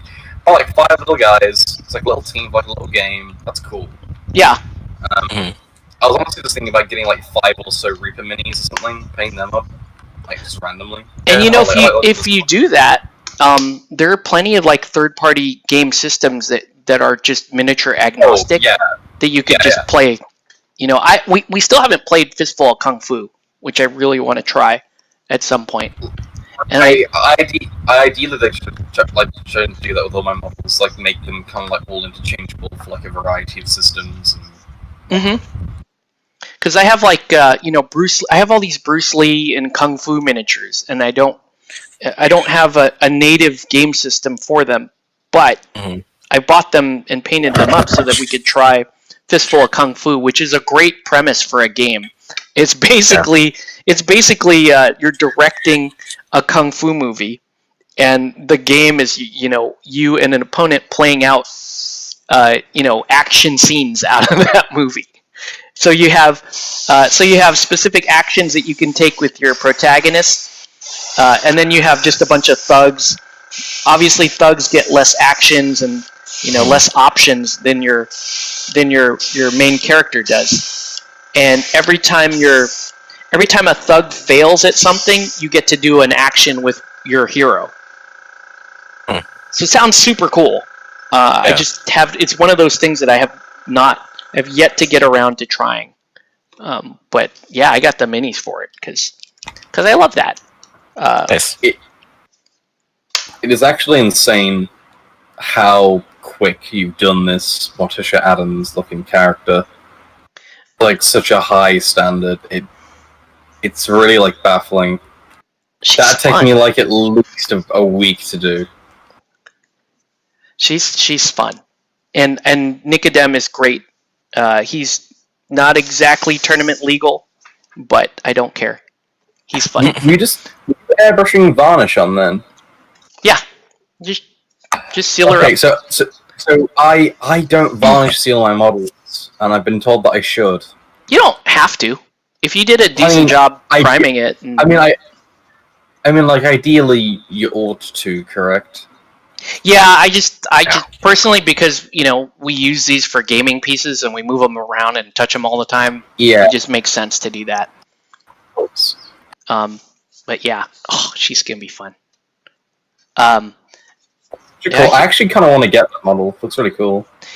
This is a difficult model to get. This is one of those limited alt sculpts. But there's plenty of I'll show you. I also need to show you my favorite crew, Malifaux, which is just a bunch of showgirls. They're just they're basically just burlesque magicians. My favorite. The word you used was tasteful. Tasteful? No, no, really. The bikini gangs. You're just gonna have to trust me on this. They're a very gang, an old vintage. Let's see here. They're my favorite. They're one of the reasons why I really love Malifaux, and I feel like they're one of the most interesting playstyles I've ever played in a miniatures game. So let's see. Do they have a photo of her crew? So that's Colette Dubois. My wife cosplays as her. That's really cool. I love that design. And she's insanely popular. But her playstyle is... That's so strange. The headers for each thing's using the Red Dead Redemption font. Oh, yeah. I mean, the theme is Weird cool. West. It's Weird West steampunk horror. Oh, that sounds so good. That sounds so Deadlands. I love that. Let's see if we get any more art here from the box. Here's some of the miniatures. So she has these mechanical doves that she pulls out of her hat, and she's basically an illusionist. And so she bounces around the board. She gets people to pay attention to her, and then she has. So you have these showgirls that kind of do similar things. They sneak around the board. It can be difficult to attack them at times because they're so charming. Cassandra's awesome because she's obviously a decent fighter. Really cool. Yeah, Malifaux has just amazing. You'll have to send me this stuff at some point because that looks. I honestly would love to paint that up. Yeah. Wow. I mean, think about it. So, like I said, I was playing 40K for like 15 years, right? And then I stopped and I was looking out for like, okay, what other game should I play? And you've been painting these futuristic warriors for that long, and suddenly you're like, wait, I get to paint that. What a departure that is. I just want to paint something non-metallic, just once. So they're super fun. I also love. Where's? Here's some painted ones. I'm trying to think of a place to post this. I'll post it in my Discord because everybody loves looking at Malifaux anyway. I'm definitely gonna get this. I'm posting. Oh, go ahead. I was gonna post an image of because we're looking at a lot of Reaper models, and there's a lot of variation in them, and I really want to get a lot of Reaper stuff. And I'm loading a picture of one of the things I want to get and try and paint, just because I've seen. I just think I could do so much with it. Yeah, I could try out so many techniques with it. So this is also super fun. This is the crew that I got Yvonne into the game with. Basically I told her some of the fluff around Karis and why she does what she does, and gave her some background on the Wildfire crew.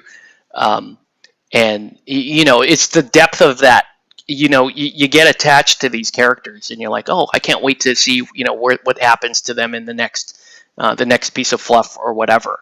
And so I have the female fire starter, which is fun.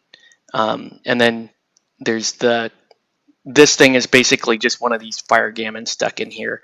But the characters in Malifaux are extremely well developed. So any master that you pick, well, a couple things. One, at least 50% of the masters at this point are female. So, if you've been painting Dude Space Marines for 15 years like I was, you're like, oh, what a breath of fresh air. I get to paint all of this other stuff that I haven't, been able to paint. And then, like I said, every master and most of the other models have a very long history, and you get to learn. If you buy buying the faction book is completely optional, but if you do buy it, you get a bunch of fluff and stuff about those characters. And so, like, if you're really into kind of the RPG immersion aspect of the game, Malifaux has just such rich stories. There's even she's an alt model of another master in the game, but even she has her own. Elizabeth Bathory has her own sort of lore around her. It hasn't really been well defined. Is that like actual historical Elizabeth Bathory, the Hungarian noble lady? No, not exactly. But having been friends with one of the developers, at some point they tell you a lot of where they get their inspiration from, and so yes, there is some direct. They are making some direct references in a lot of these cases. So, but yeah, like everybody kind of has their favorite characters, who they love, and the crazy thing is, like, there are. You guys can correct me if I'm wrong here, but I want to say there are 60 plus masters. Oh, see ya, Isaac. I know I got to roll too at some point. There are like 60 plus masters in the game. And they all. Dicey guys. Hey, Dicey. Hey, what's up, Dicey? And yeah, everybody has their own playstyle. And when we say playstyle, we're not talking about these are the punch guys and these are the jump guys. Like a lot of games, like those are punch guys, those are shoot guys, those are jump guys. Like this has like there are really like 64 playstyles in this game, which is sounds really fun. Pretty nuts. It's good and it's bad. It's one of the best things about the game, but it's also why your brain hurts after playing like 2 or 3 games in a row. Because you're like, I can't. Oh, who am I going to face next? And you're like, oh, okay, I've never played against this guy. What does he do? Well, he's a hanged corpse, and he floats around the table, and he tortures himself, and you pay the price. And you're like, oh, great. Okay, I got to figure out. I got 90 minutes to figure out how to deal with that and win my game at the same time. I swear that game was just like, I'm not even gonna fight this. I'm just gonna go and do my own thing over here. Which is why I love to play those crews that aren't combat crews, because I feel like that a lot. I'm like, well, who are you? Oh, I'm the big scary guy, and I've got I shoot at everybody that tries to do something, and you're like, okay, I'm gonna take my showgirls and try to impress you and try to just score points. Calm me down. Yeah, sir. Calm down. Chris knows who I'm talking about. Oh man, I haven't played against Jack Dawn third, but I've heard only awful, horrible things. But that's the other thing about the game too, is that when you every time you discover a new crew, it sounds insanely broken to you, and the game designers will tell you that that's their intention, is that when you run into a new crew, it always sounds unfair, completely broken, and totally unreasonable. But the wonderful thing about the game is that environment is okay, because the fundamental bits of the game are winning through basically generic actions. When to activate a model and where to put them on the board is way more important than the crazy, half dozen rules that it may have. That's an important point in Malifaux that I think that so many people ignore. because you're sort of so entrenched in, oh my god, how do I face this guy? He just threw crocodiles at me, and he made new gremlins. Like, how do I deal with that guy? When really the answer is move your guy over here, drop a scheme marker there, pretend like you're doing this scheme and do this one, and you'll win. Which is it's a weird way of thinking that is not your typical like wargaming mentality. Typical wargaming mentalities. I got to get out there. I got to remove his biggest threat off the board, and then I have to minimize my own losses, that's a lot of like generic wargaming thinking, and that doesn't get you that far into Malifaux. Like there are crews that are good at that, and you can play those crews and be pretty successful with them, but those crews you'll run into a counter where it's like, oh, you killed me? Okay, kill me all the time. Spend the rest of the game killing me. I'll just continue to die and throw my body at you. And meanwhile, the other guy's like totally winning the game, right? That's what's cool about the game. It's like, it really does play sideways in a lot of instances. So now that we've sold Malifaux to people, this channel is always. I joke that Malifaux is that.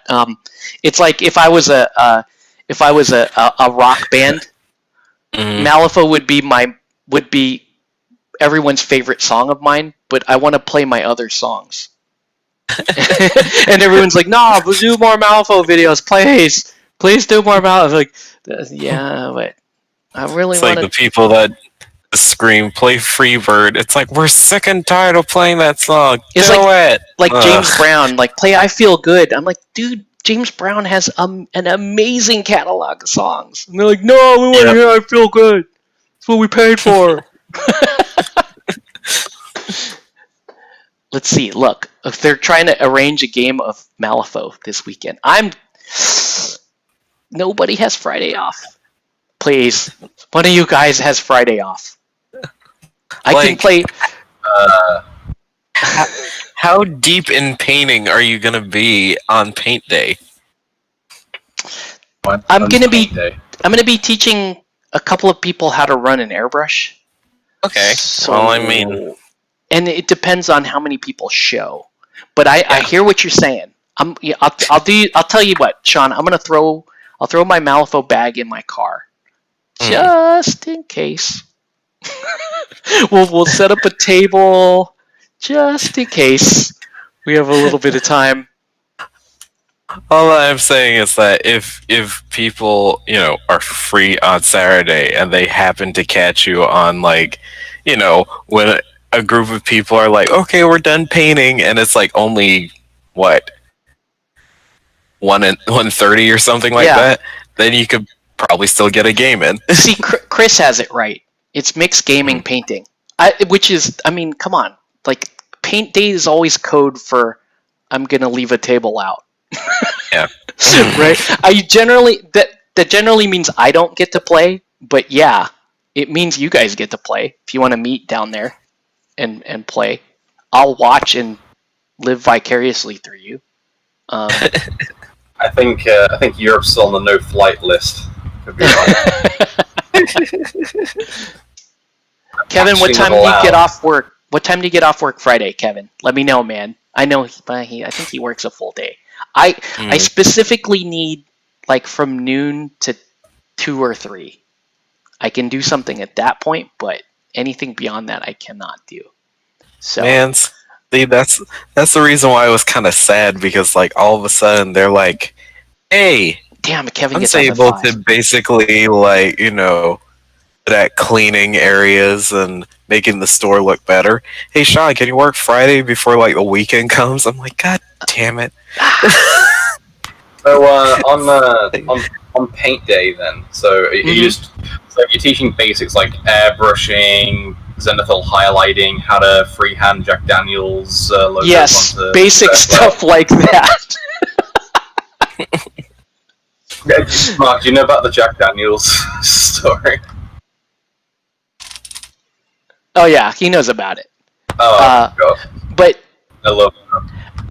yeah, Mention honestly, Candle paint Fire. day is a lot of people. It's a mixed bag. Some people show up and they come to hang out and work on their own projects. But we have a lot of people that are just brand new. They walk up to me and they put down a model and they haven't assembled. It's still in the box. It's still in the blister, and they're like, "Dude, help me!" Right? So I have to start from the very beginning with some folks. But that's the best part about paint day, because being able to take somebody from that, and then at the end of the day, they've painted something and they're like super proud of it. Like that's super. That's such a good feeling, because now and then you have people that come back because it's like you've turned them onto the hobby, and they come back and they've upped their game, and now they're really good at painting, or they keep getting there's that one girl who she showed up a few months ago with, no, this is almost a year ago now, where she it was the exact same thing. She had blisters, boxes, stuff, and she's like, I don't know how to do any of this. So we started at the very beginning. She painted a model before the end of the day. It was great. And I walked her through, basically, here's all the stuff that you need. And like over the course of like the next 3 or 4 months, she'd come back. She has she has pretty much the same loadout I have now for painting, which is crazy. Yeah, I'm like super impressed. She shows up now, and the last time she showed up, we both had the exact same carrying case for our paints. And I'm like, how did you know to get that? She's like, I saw yours and I got the same one. And now she's like fully on board. And I joked to her too, like the first time, I'm like, this is your life now. This is what you do.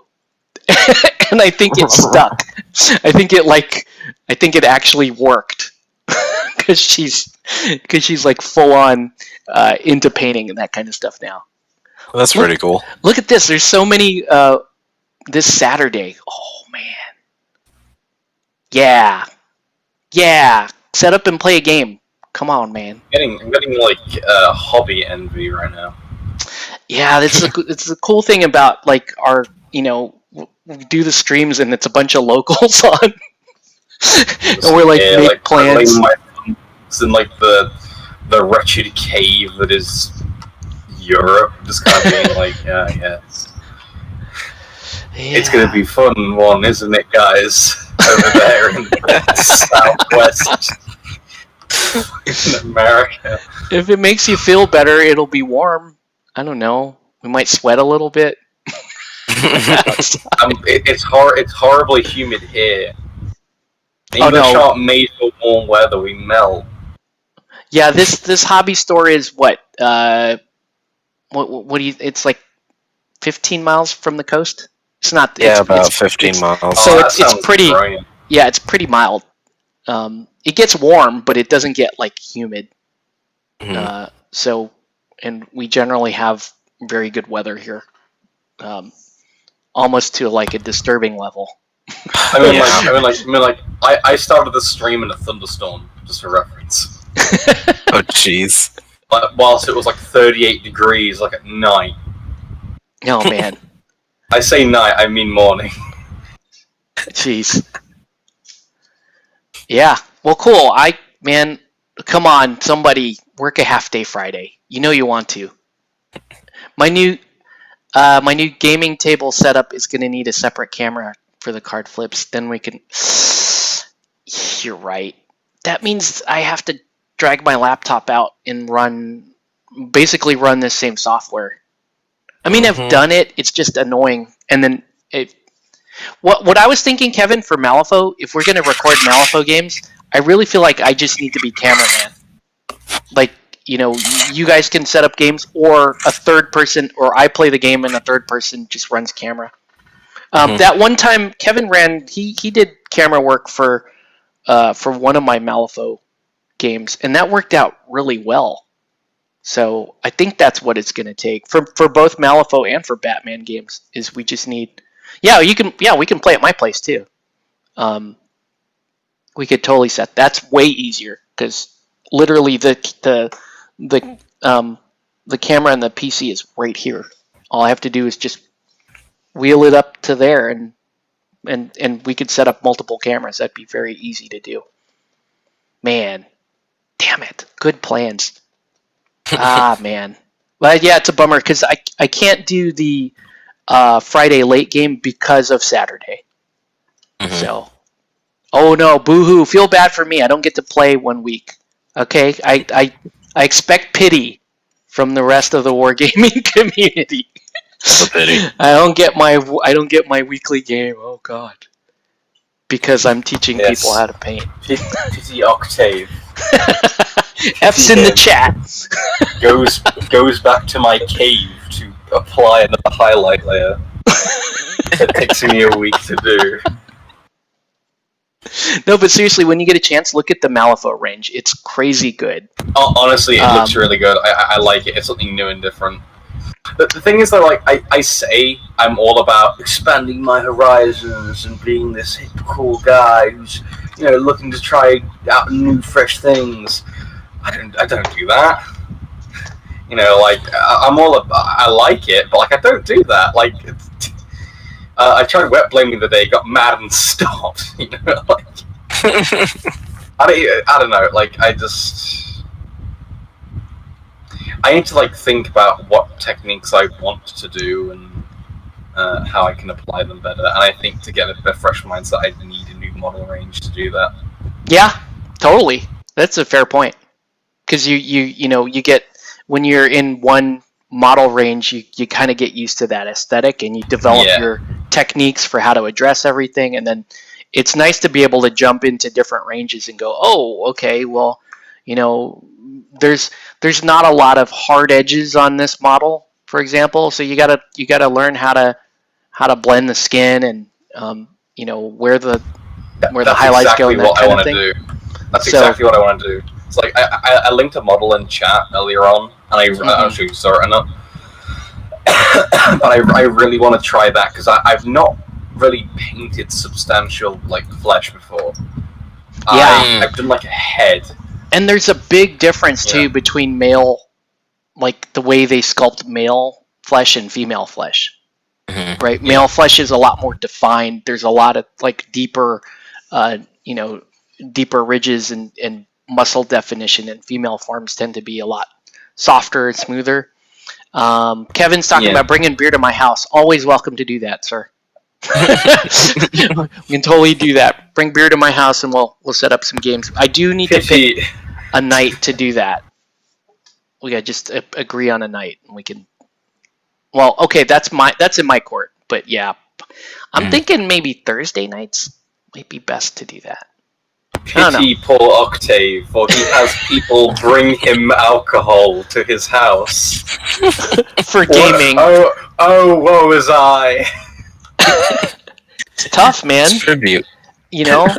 I'm gonna stay brave. I'm gonna remain brave, and I'll face it. I will put up with the burden of being delivered alcohol by my friends. Oh man! Truly, the horrors of the pandemic have been made manifest. Oh boy. Well, yeah, it is super late. I got to get up in 4 hours or so and go to work. But super fun. Thanks everybody for coming and hanging out, and good luck, you guys, with all your plans for gaming this weekend. I will definitely be there to hang out. So, all right, everybody, have a good night. See ya. Good night. And I gotta stop this too.